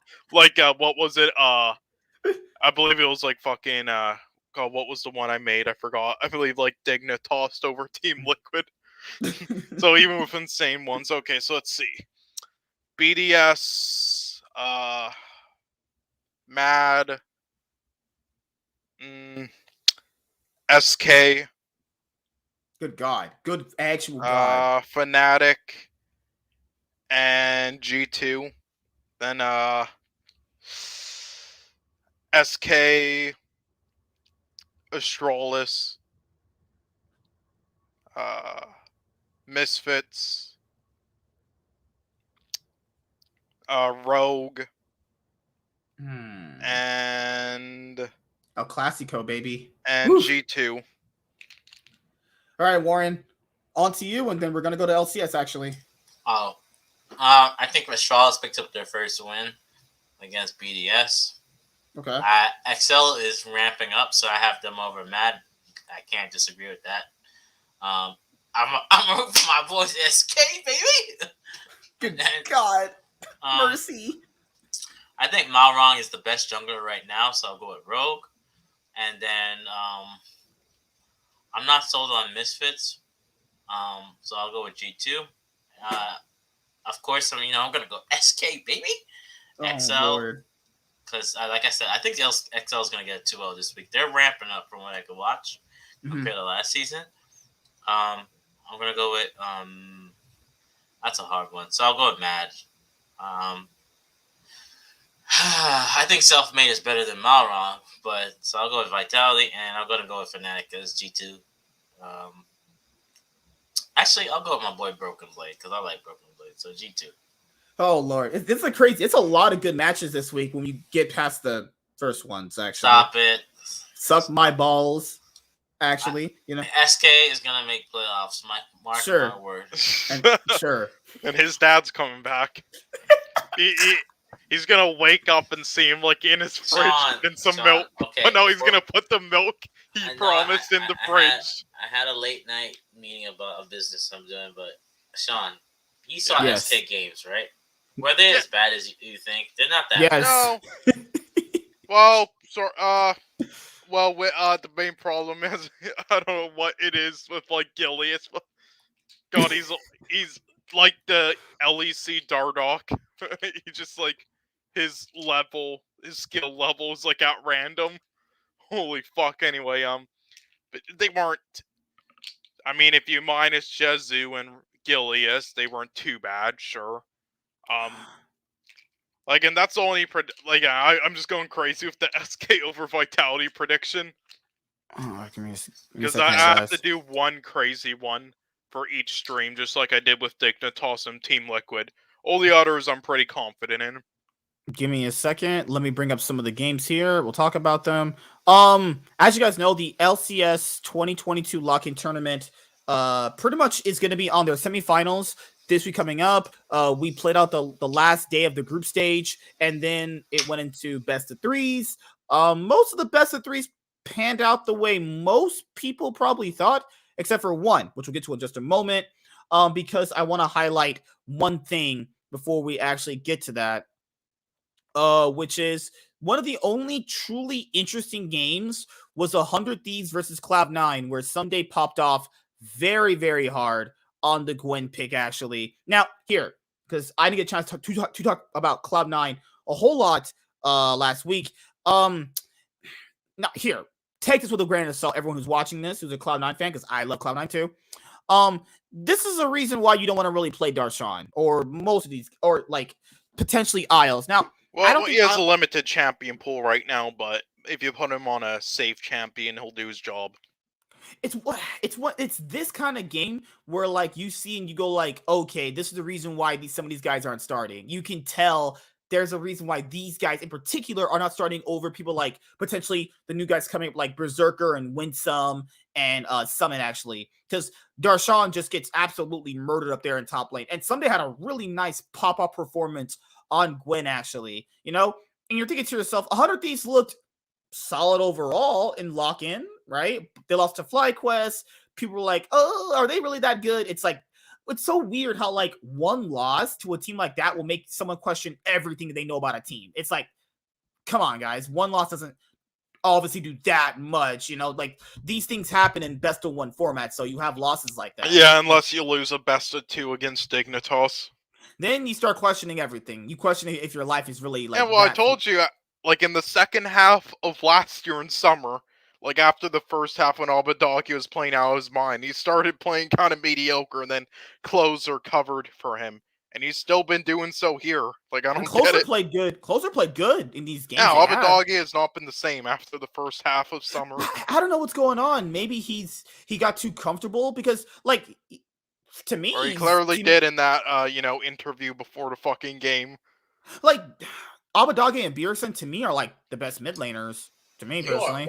What are you on, man? Stop it. Yeah, maybe like 3 years ago or 2. Who's better than them right now? You Fudge. fucking pieces of shit. Yeah. Fudge. Oh, stop it. Warren Young doesn't even believe that. Fudge Stop it and get some help. Get some help, Warren. Yeah, Get some help. Fudge and Jojo Pion, baby. So wait. Yeah, so Jojo Pion. And Takuli's Yasuo. Let's go. So you're telling me Bjergsen and TL Academy was looking like Bjergsen? Stop it. Stop that. I don't watch Academy games. He got destroyed by Soligo and fucking yes. Who was it else? Who was the other player? Soligo and who again? It's Fudge. Like I wish Ravioli was here because Fudge is the best mid laner. Ravioli you are trolling me hard. Ravioli would be licking my asshole because I just said that right now. Holy shit! Oh my god! Yeah, this is game. He needs to improve his CS, right? Well, his CS was lacking in the CLG game against Palafox. This is the game where you go like, yeah, Sunday still got it, but he's also playing Gwen. He popped off very hard in this game. Yeah, too, I mean, out of lane, Fudge has honestly been like the best in lock-in. However, that's because there isn't much competition yet to decide. To be fair, we know someday would not do this to Summit. So let's stop this right now. Yeah, true. Yeah, that's the thing, and that's what I wanted to bring up is like, I know 100 Thieves beat Cloud9 here, and they did a pretty convincing job of it. Someday popped Yeah. off. Closer did a really good job, but you guys can tell, or anybody can tell. You guys can too. Yeah, There's a reason they why had they're not going to start Darshan. They can't. Like, and he looks. They had a and to be fair, fucking 28-year-old. Come on. dude, oh my god! And that's the thing. Like, even in the games they won, he didn't look that convincing either. You know, even in the games they won, he don't look that convincing. Isles, I'm still not okay. I'm half and half on him. He does some things good, but his laning isn't the best overall. Well, Outside of lane on Thresh and Rakan, he was awesome. He was popping off pretty hard. He isn't anything that special, but he's Yeah. competent. I think it's just in lane. Outside of lane, he's perfectly fine. He doesn't really roam all too often with his jungler. Like for most of these games, he didn't really roam with Blabber anywhere. Like they're not really like you can tell there's a reason why they're not going to start these guys. Now, Zen is I think people were ragging on Zen a little too much. People were like, "Oh yeah, Zen should be in academy last week when he got a pentakill." They lost one game right here. It was like, "Oh, Zen sucks." There was a reason why they started. Yeah, I was like, going, "What the fuck?" That pentakill was just pure luck. He did nothing to earn it. He just happened to get it. Stop it. Unlike Danny played. Yeah, pretty well he earned it. They ran through Golden Guardians. That was just a beatdown. That wasn't even fun. Oh, but yeah, this was the only really interesting BO1.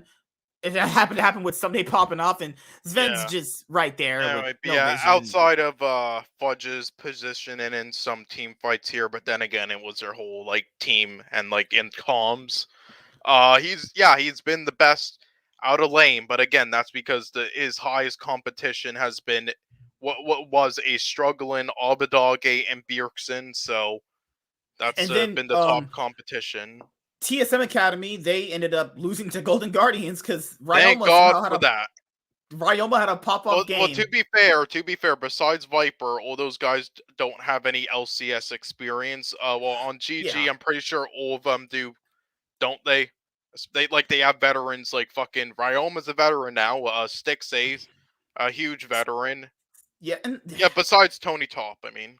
Yeah, and guys, that's the thing with like some of these LCS teams. You know, so the question that got posed on Twitter was, lock in mattering and synergy and all sort of fucking bullshit. The same fucking narratives and issue that comes up every single year, every single time. The answers always remain the same, and the answers will always come out just worded differently. Synergy matters a hell of a lot. There's a reason why, people always talk about synergy being a really nice key point as to the reason why some of these teams can perform. But you're gonna have, I don't know why people get so like fucking what's the word? I don't know why people get so fucking what's the word I could use? Like surprised at upsets happening. Guys, upsets happen. This is how these things work, right?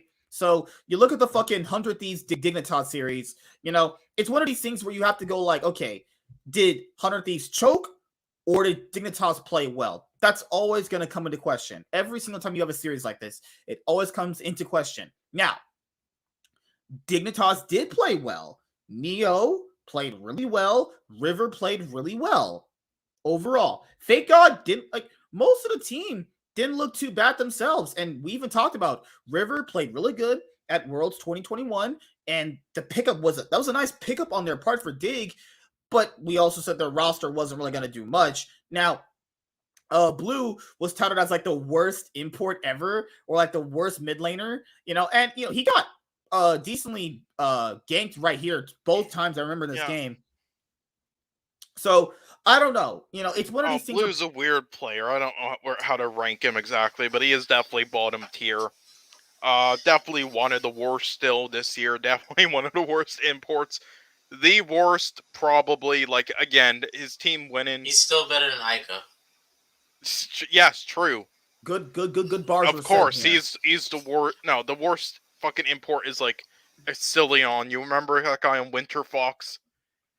That was literally like a fucking. Yeah. You guys know that like football team who Bishop Sycamore, that fake football team. That was the LCS equivalent of that. With a Cillion and his brother Helios or whatever. What's up, Mr. 89? How you doing, man? He was like literally a silver player.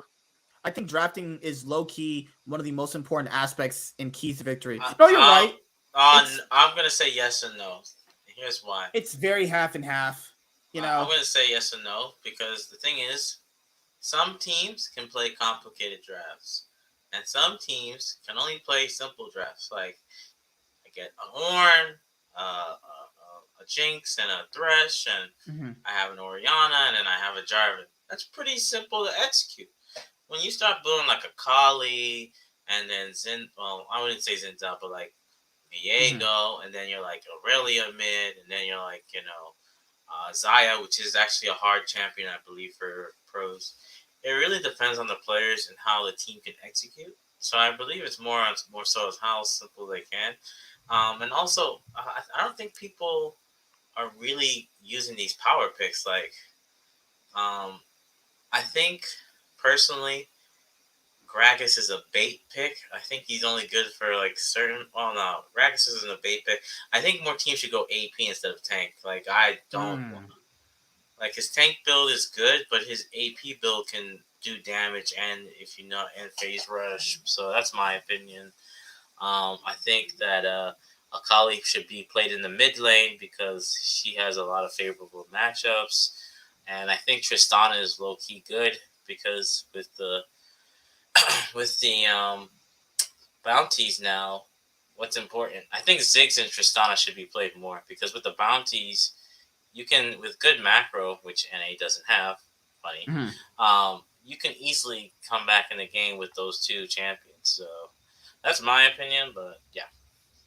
That's just how I feel about Hunter Thieves versus Dig. You know, a lot of people just don't want to give credit where credit is due. They won fair and square. This is a competition. At the end of the day, they won fair and square. You know, they played out their composition to their they might have not strengths. showed up trying much because of their opponent. Sure, like they didn't, and with it being lock in, but they still fucking threw in Dignitas. Like some of their players still played super well. River and Neo fucking carried. And that's the thing. If Fake God is making plays like that, you're probably gonna fucking lose. Yeah, if well, Fake God of all God did players, his job as a weak side top there during lane, and that's all I'll say. The thing here is people will say like Hunter Thieves just choked. I mean, yes. No, you can't say that at the fucking Elder. Come on. No, that was just skill there by Neo.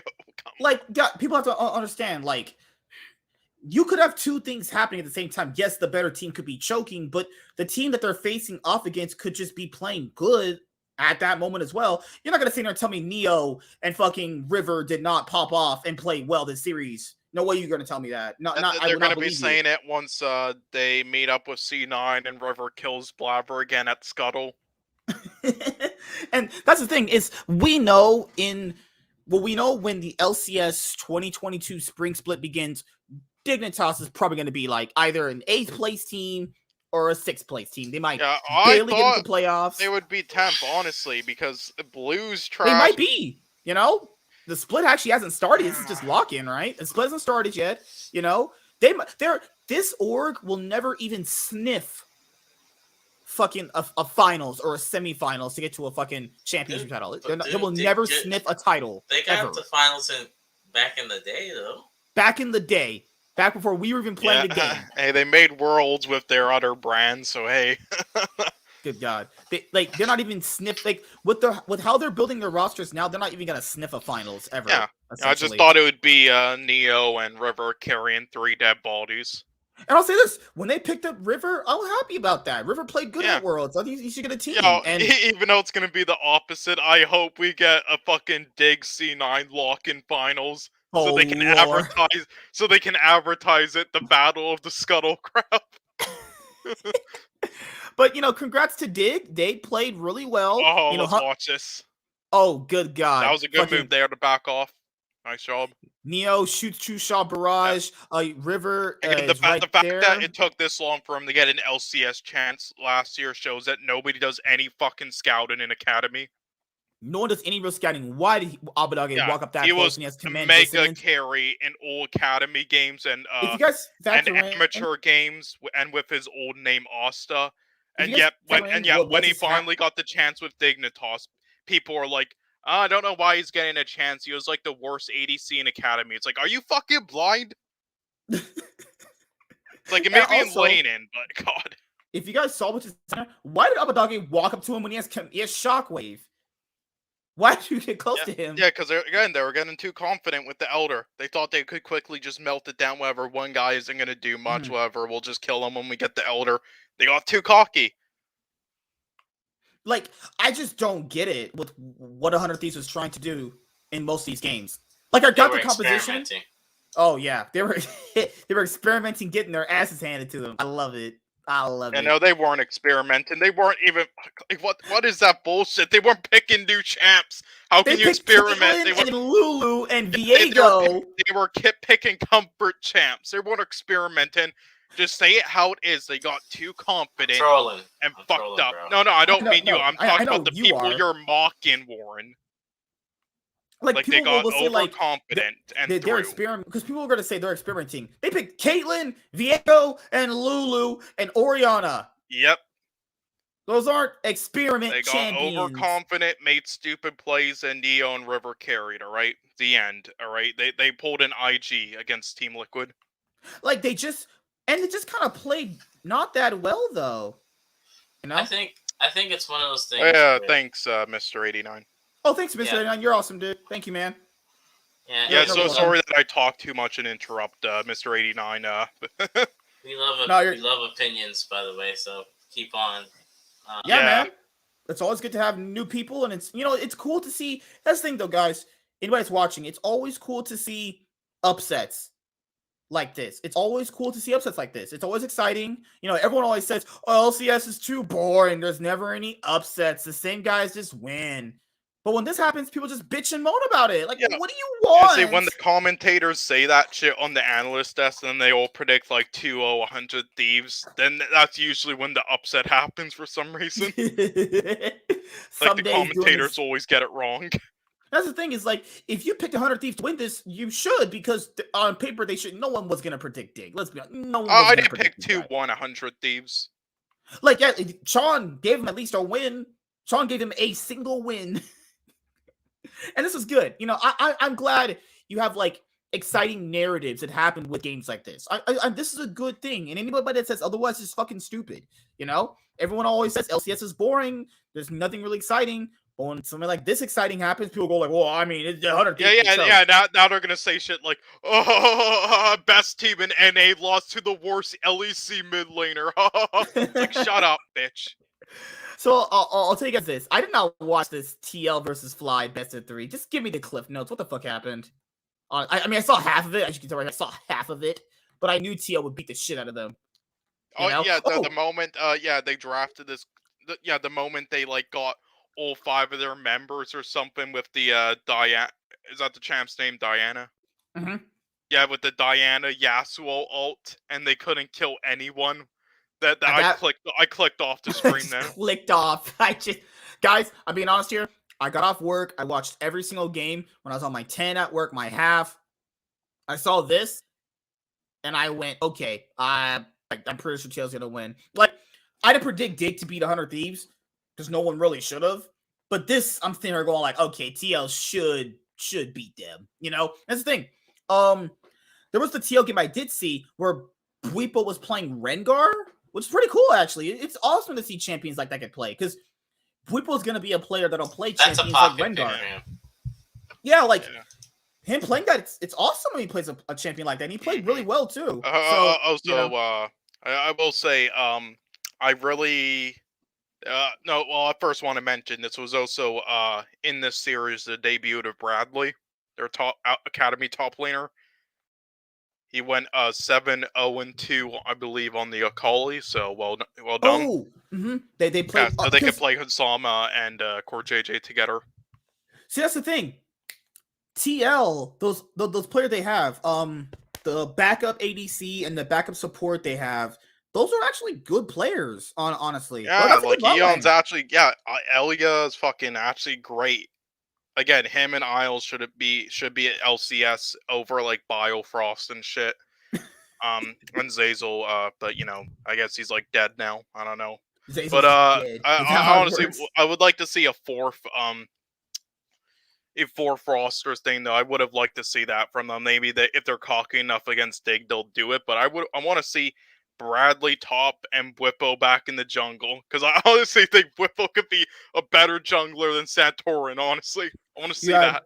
Evil Geniuses taking on Gold Guardians, and this is like people like us if we were to queue up and we would play against 5 new players. That's how bad it would be for those new players. I feel bad for God. I feel bad for Chime. He actually looked. If you're losing to Jojo Pion, who played Trinamere mid, holy shit. God damn. God. Golden Guardians He actually played like fucking good in like summer with what Chime had. Remember the part in this game where Tony Top doesn't respect the Vladimir the stun card, so he doesn't pull on Vladimir and he just dies? I'm sorry. And he got solo killed like in the first 5 seconds. This guy cannot fucking. Look at this here. They do the aggressive play and they lose everybody. God, this guy had so much hype, but fuck. It was like a first overall pick, I believe, or something. Oh my lord. And, hey, this tournament, preseason tournament, they're fielding academy rosters, whatever. Guys, I don't give a shit who people field. I just want to see good play. Now, the academy players know they are probably never getting a shot like this almost ever. So they have to play well if they want to ever have a future in the LCS. Especially if you're on TSM, because if you lose, then Reginald's going to be beside the door with a belt. Remember that Twitch comment? Reginald, though, please put the bat down. I know I'm behind 20 CS. I'll win, I promise. And, you have games like this where, like, Stix is just bad. He's just bad. I'm so shocked that guy has literally fucking... That guy, I believe, was in LCS for, like, as many years and on the same team as, like, fucking Bjergsen and Sneaky. I am so fucking surprised. And then he still got a chance with Golden Guardians. And they called that fucking team a rebuilding team of young players. Bitch, Iconic was fucking 22 turning 23. Ablaze Olive was 22 turning 23. Stixay was 24 turning 25 and is a veteran. And fucking Newbie was 24 turning 25, a veteran. What the fuck are you talking about? And then the one rookie, Niles, they literally put him into retirement with how they handled him. And then you have Tony Top, who doesn't pool when a gold card is coming. Yeah. And that's the thing is, like, I mean, to be fair, I didn't predict him to win. And I wasn't the hugest fan of Chime and Stixay as a bot lane. I thought it was Chime and Stixay are like having Limit and Neon. Nothing really is going to happen between them. They're not going to do anything, It's just not going to be good between them. And the thing here with the Golden Guardians roster is, why would you ever grab Ryoma? He's just bad. Because, Academy, well, he's good for Academy, that's it. That's the thing. He's not going to be their starter, right? Because I think he's not going to be. He's not going to be their starter. Don't mess with Tommy. Like, Ryoma had one pop-off game, and that was when he played the game against TSM Academy, the TSM team they were fielding. He got 50 gold stars for that performance. Tommy. Ryoma, if you there's a reason why he's gonna have his career in LCS Academy. That's what Ryoma's career should be. Yeah, to make the money, yeah. When he did not perform well on 100 Thieves, when he was given multiple chances to perform on 100 Thieves with multiple good rosters from a multitude of fucking years, and he still performed like crap. That's the thing. Guys, here, I get it. Sometimes you don't have good players and it doesn't work out. He had good players on some of the 100 Thieves rosters. He was the problem. He was the issue. He's not good. Oh, I got a gold star for that. Why would come on, Tommy, let's go. Whatever, it doesn't matter. Come on, Tommy. Yeah, good job, Ryoma. Yeah, good Tommy. Job. There you go, dude. You get one gold star for that, Tommy. Nice job. Yeah. So when they had Senna getting a pentakill this game, when they had EG popping off, I'm like, it's Golden Guardians. They're fucking shit. Nothing's gonna happen with them. All their players are trash. How they even made it this far is because they only really made it this far because the other competition was just that much worse. They were just that bad, and they actually made it in because of that. Yeah, I'm honestly disappointed though in Takeover because he was actually great in Academy with the few games he got in summer, and then that's why he's there over Sword now. But so I was excited to see him get his chance. I knew the rest would probably play not good, but There's God, he nothing was to see here, bad. guys. There's nothing to see here. EG beat the shit out of them. That's what you see. Oh, remember when he tried to flash Run, Justice Tommy, Punch? run, He tried to flash. run! He flashed. Remember? Minus one gold star for that. He was gonna flash Justice Punch, and the Jinx rocket just. Hey, okay, listen. 5 gold stars for effort. Okay, so at this point, whenever I'm playing this bad and I get killed like that, my brain just fucking turns off. Okay. Hey, at least he's better than Ica. You know that if your bar is that low, dude, hey, I'm proud of you, dude. If your bar is that low. Look at that. Hey, did you see that play with him on Yo, that's on par like to play last year with Ica though, or what? No, or like was it last year? I've already Remember when Crown forgot. tried to get that solo kill on Nazir and he could have just auto. Yeah, no, it was when he had Kiana and he tried going under the turret. Remember that? Oh my god! Oh my god! Made me fucking lose. I could replay this dude. I could replay this all the time. Just make that a clip. You need to start making clips for your league channel. Just make clips like this and like Cody's son. All right, so the last BO3 was Cloud9 versus CLG, which was arguably a lot more interesting than the other ones. You know, I mean, we had the upset with Dig and 100 Thieves, which made sense, obviously. But Cloud9 took on a CLG, and hey, Luger is like comp for the LCS. He's just been performing so well, guys. Yeah, he should have been in LCS last year. I agree. Luger is playing it just as well as comp in the LEC. I'd say this is an MVP performance by fucking Jenkins here. Like MVP for the enemy team, you mean? Yeah, great for C9. G9. Oh my goodness, Jesus. C9 played really well in this game. They picked on Jenkins so hard to the point where Core JJ was like #save Jenkins. Oh my lord! I've been disappointed with contracts, man. CLG has a much better bot lane than they had last year. You know, they have a bot lane that's willing to take a lot of risk, make dives, make plays. I feel really happy for them. And then they just have Jenkins, who just gets beaten. Contracts took everything that he like learned and revived from in the last like 2 years in LCS and Academy. And then just like turned it to ashes now once he gets to starting spot. Yeah, like what the fuck? He was so good, and then I did like the Poppy pick from Blabber with this. He used a steadfast presence to knock. He's all good. This was a great game, and they knew he would like. If you guys have been in a lot of league games like I have throughout my career in league, if you identify a weak spot, you just keep hitting that weak spot. They knew he was the weak link, so they just kept doing it. I don't know why he was there. That death was on him. They weren't camping him. He knows he should not be up that far. You know you shouldn't be up that far. And then he gets killed. You know he shouldn't be up that far. That death was on him. But all the other deaths, C9 played it out perfectly well. They gave Sven Jinx in game 3. This game right here, when it first started, game 2, Sven and Isles got 2v2 killed by Luger and Poom. And this is kind of where you're thinking like, okay, I could see why they wouldn't inherently want to start these guys in the starting roster. Nice. That's the time I invested watching Luxury watch. Nice. That's the time I invested watching Evil Geniuses and Golden Guardians best of 3. Waste. Well, I was gonna say with the performances by GG and CLG's players are not gonna afford that. Very soon they'll be on the street. Stop! Oh my god, Sean. Jesus Christ, dude. Oh my goodness. But yeah, CLG definitely came back in game 2. They had a pretty solid performance overall in game 2. Blabber got ran down. But to be fair, C9's bot lane were the ones to blame for this game.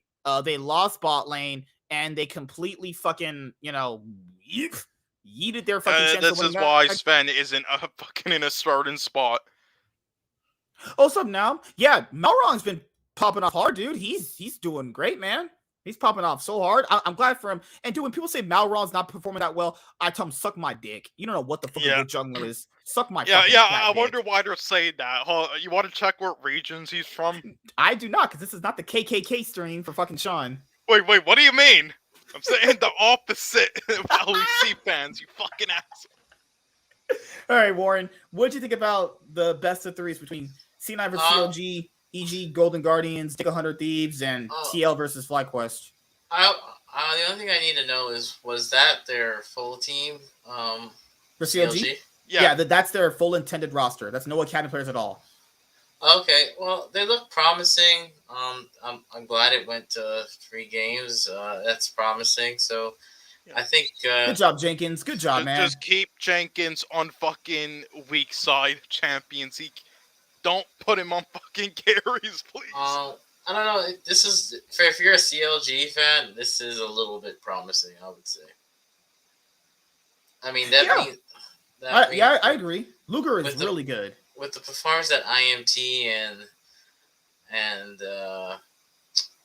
FlyQuest and not FlyQuest and FlyQuest, I could see them squeezing into playoffs for the summer, not really for spring. Okay. That's just how I feel about CLG guys. I mean, they did play decently well in this series, but it was pretty much game 3 that swung it right back into Cloud9's favor. Because Jenkins plays Aatrox, and then they go. Actually, Contracts gets caught out right here, and then Blabber just gets to reset. I'm pretty sure Jenkins went like 3-16 in the series.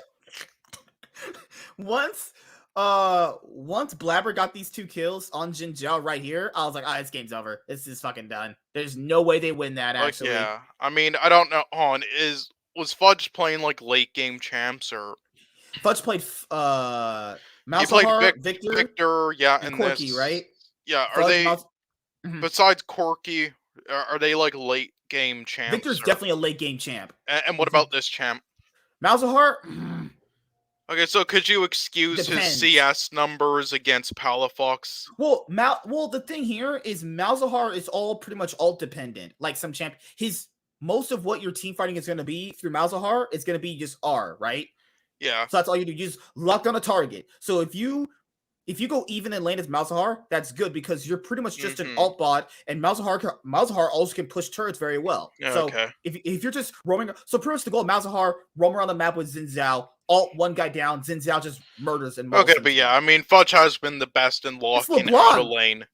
No, he's the best out of lane. I said, but in locking, but because Bjergsen and Abadage aren't playing good, and because it's just those 3, no one else.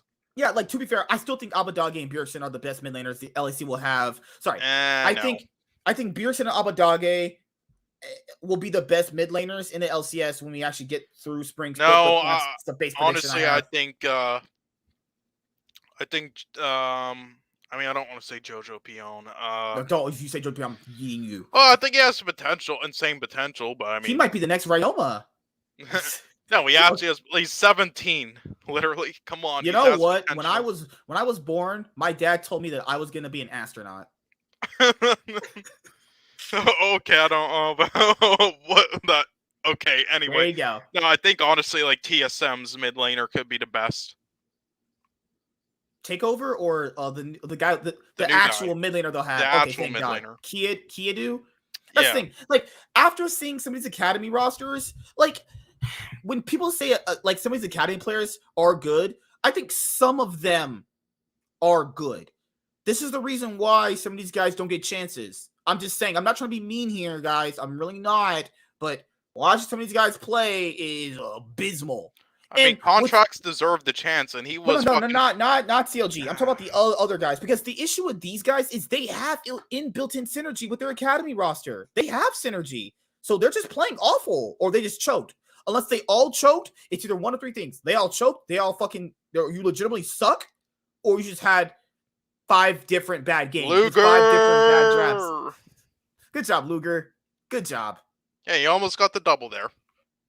And that's the thing is, if Luger performs this well between spring this year to summer, depending on how CLG goes this year, he gets picked up by a better team easily next year. No questions asked. I still don't understand why Fire and Value didn't get teams, but okay. That's sad that he had to retire. Yeah, both of them did. That's fucking depressing. They literally destroyed the amateur and academy circuit. No, Value didn't even get an academy. He was looking for an academy team even, and he didn't get it when he literally destroyed fucking amateur circuit and all the academy teams the tournament for like 2 years. Oh, because he's like 23 or 24. Oh, he's too old. No, but you'll give Wild Turtle a chance still. For the like 20,000th time. Yeah, he's literally a better version of Wild Turtle right now. And dude, that's the thing is like I don't know why some of these NA teams like Immortals don't do what CLG just did. You guys have heard me say this forever. Teams like CLG, Immortals, Dignitas, Golden Guardians, and FlyQuest should just do what CLG is doing right now. Grab players like Luger, build them up, sell them for money, keep recycling. That's all you got to keep doing. Because I don't know why Cloud9 refused to sell Kane unless they bought him for like fucking $1 million. Why didn't they just sell him? Then they kept him around, and now what is he doing? Well, it's like one of these. It's in teams like Immortals where you have like Wild Turtle's performance is where you're like, why not just play an academy, guys? Like, are you really going to get that much difference between them? At that point, I would just take the risk on the new guy at that point. Yeah. You know, because you already know what you're going to get with Wild Turtle. You know what you're getting with him. Immortal had the perfect chance to snatch up Fire and Value, and they just fucking pissed it away. You know, and that's the thing, guys, is we have, and so C9 ends up winning this.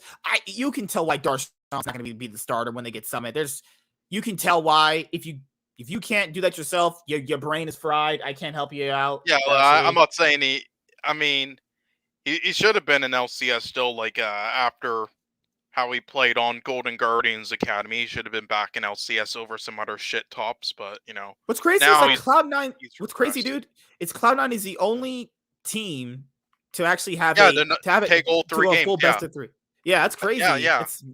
I mean, to be fair, they face like the best team outside of the other competition, though, to a certain extent. I think. I don't know. I mean, technically, Dig. But I mean, let's all right, see. Guys, let's do these predictions. Semifinals, man.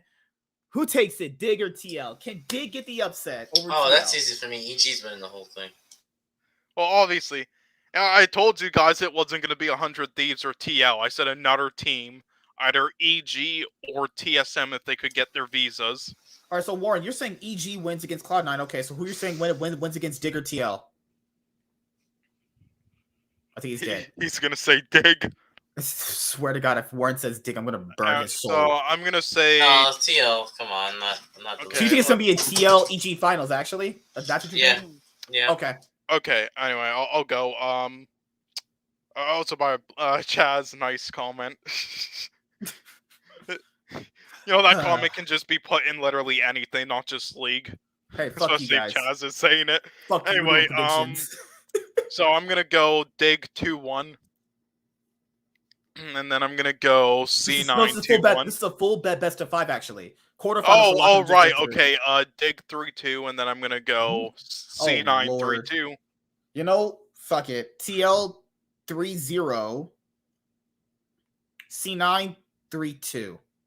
I think it's going to be a I thought you were going to say EG 3-1 or something. I think it's going to be a rematch of last year's lock-in the semifinals is best of 5. Yeah. So that's also another thing. Do you think if this was a best of 5, 100 Thieves comes back and beats Dig? Like in a fucking what's that thing they have in Smash? A losers bracket thing? No, I'm saying if this was a best of 5, the quarterfinals. Yeah, I think so. I think so, actually, yeah. But, I mean, I don't know. I can't predict it because it never happened. So that's the thing. I think they could have, but given how Dig were playing, they could have just 3-0'd, honestly, you know? But yeah, guys, I think it's going to be a potential rematch of the last year's LCS 2021 lock-in tournament, C9 versus TL in the finals. I think C9 TL may make the finals. I think if EG upset Cloud9, I'm not surprised because EG are playing really well themselves. So I'm not surprised if EG beat Cloud9. It's just obviously I'm going to pick Cloud9 because kind of the best to me, honestly. C9 went 3-2, TL went 3-0. Those are your predictions for me, actually. And yeah, that pretty much wraps up this episode for tonight. Sorry, it didn't start early, guys. My internet was kind of weirdly fucking up, and I was so fucking tired after work. Holy shit, I was fucking dead, you know? But there's always Yeah, these the people on. cocaine doesn't sell itself, you know. Good God, the fucking Canadians, right? So you always have like these people, on Twitter just talking about the LCS repeatedly. It's like, I don't know what some of you guys want. Just if you stopped watching League, Riot doesn't give a fuck. Honestly, that's all I'm Yeah, gonna say. honestly, you guys need to be. I think you guys need to be nicer. Stop with the toxicity. All right. I think a nice role model to look up to is I Am Germ. Like, what did he do to you? Yeah. I had to say that for Warren. Oh my Oh, God. that guy. Don't talk about that guy. His face is so punchable, actually, now that you mention it. This new year, I'm just gonna be a pacifist and be like, well, sure, okay. Yeah, unless I see someone like I Am Germ or Andy Signor in real life, then I'm not gonna hesitate peddling. Oh my Lord. Jesus Christ. Yeah. Vroom. Vroom. What is wrong with you?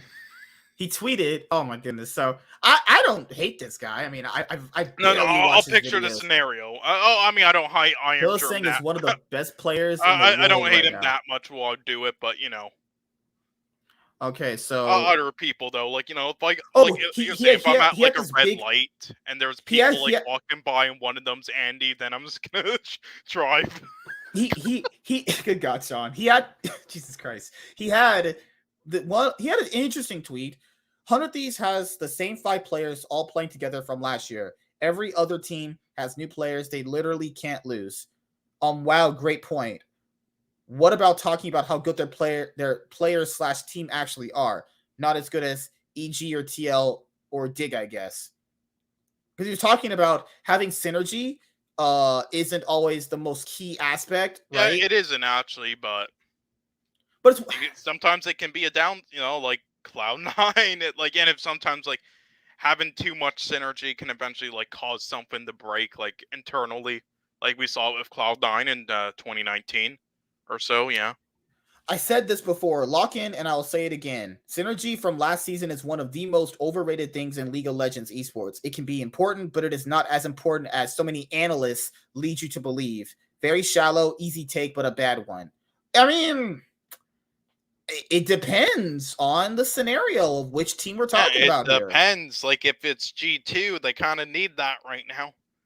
If it's let's see, yeah, Fnatic, their synergy last year was pretty much the only reason why they fucking made Worlds. There you go, Perks. There you go. Clap the fuck back. There you go. Yeah.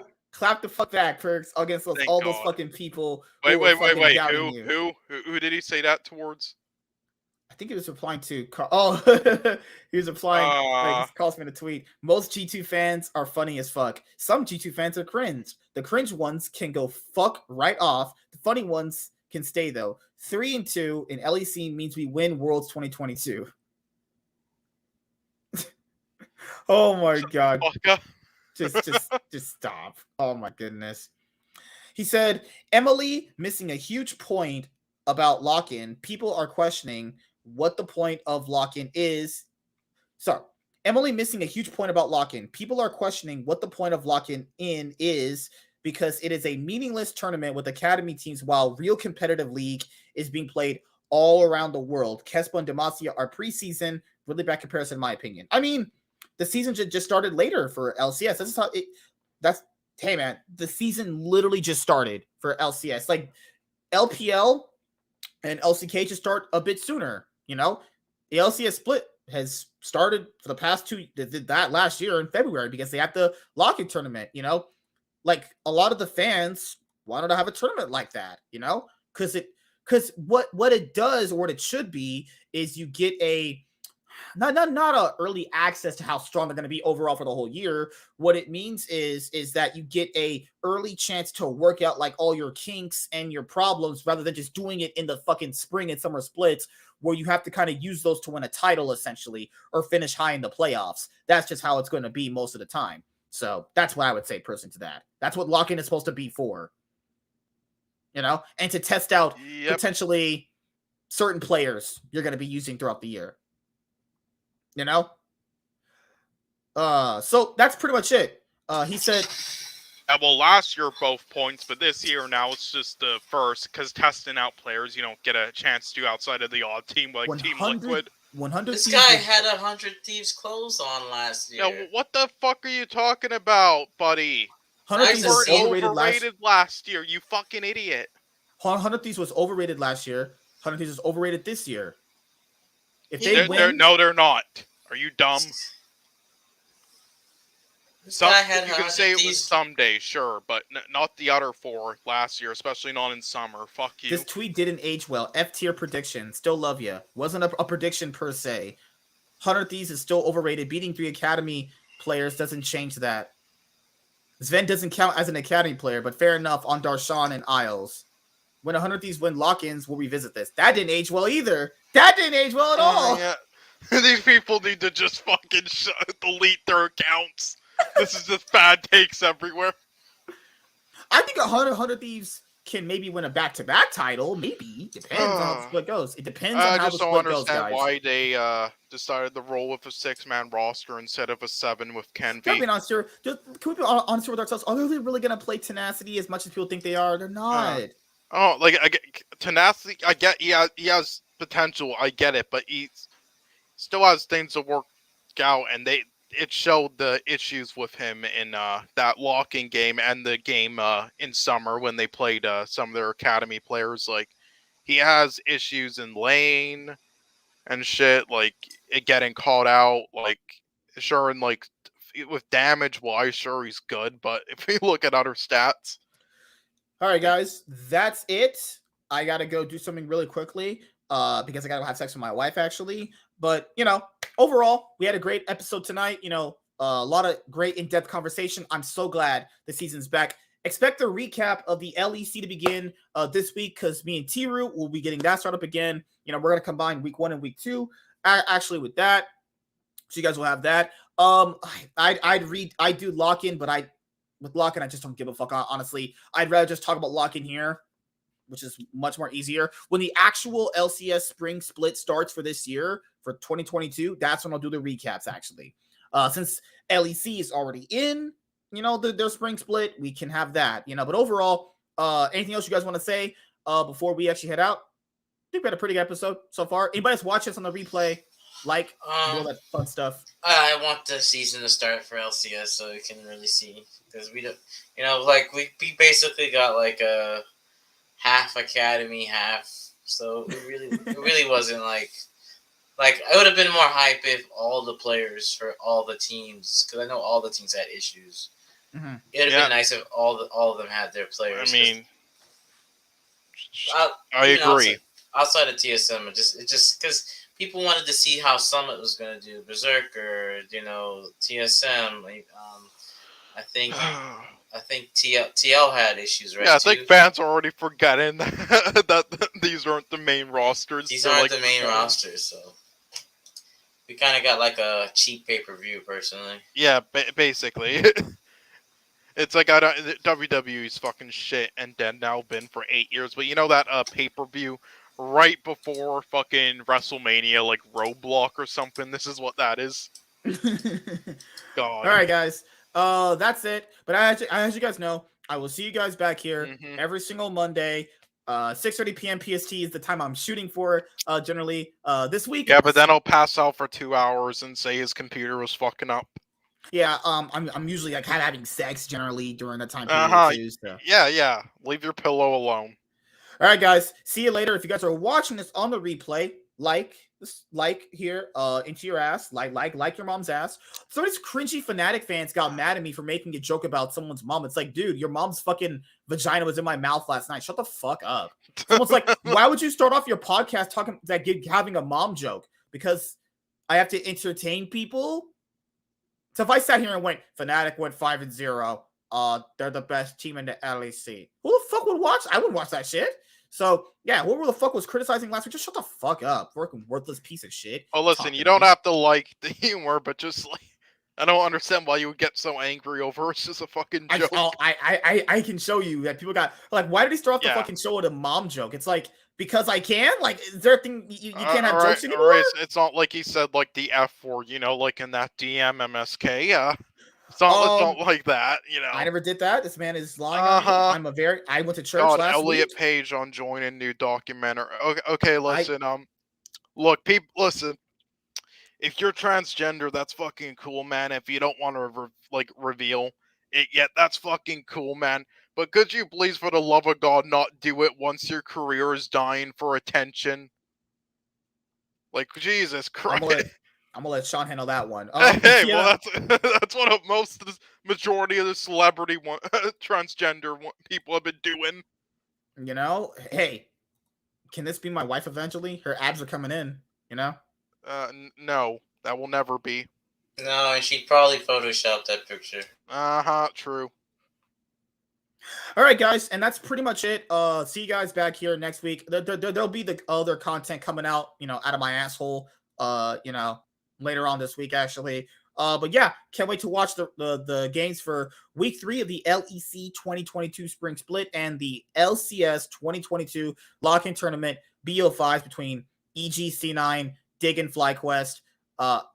Dig and Team Liquid. The LEC has a lot of banger matches coming up this week for week 3. So it's going to be really, really exciting, you know. So that's the thing, is just enjoy watching League. Anybody says otherwise, just tell them they can go fuck themselves. And yeah, that's it. Yeah, I mean, they probably watch fucking Overwatch League. Good guys. See you guys later. Goodbye. This guy's fucking crazy. All right, guys. Peace.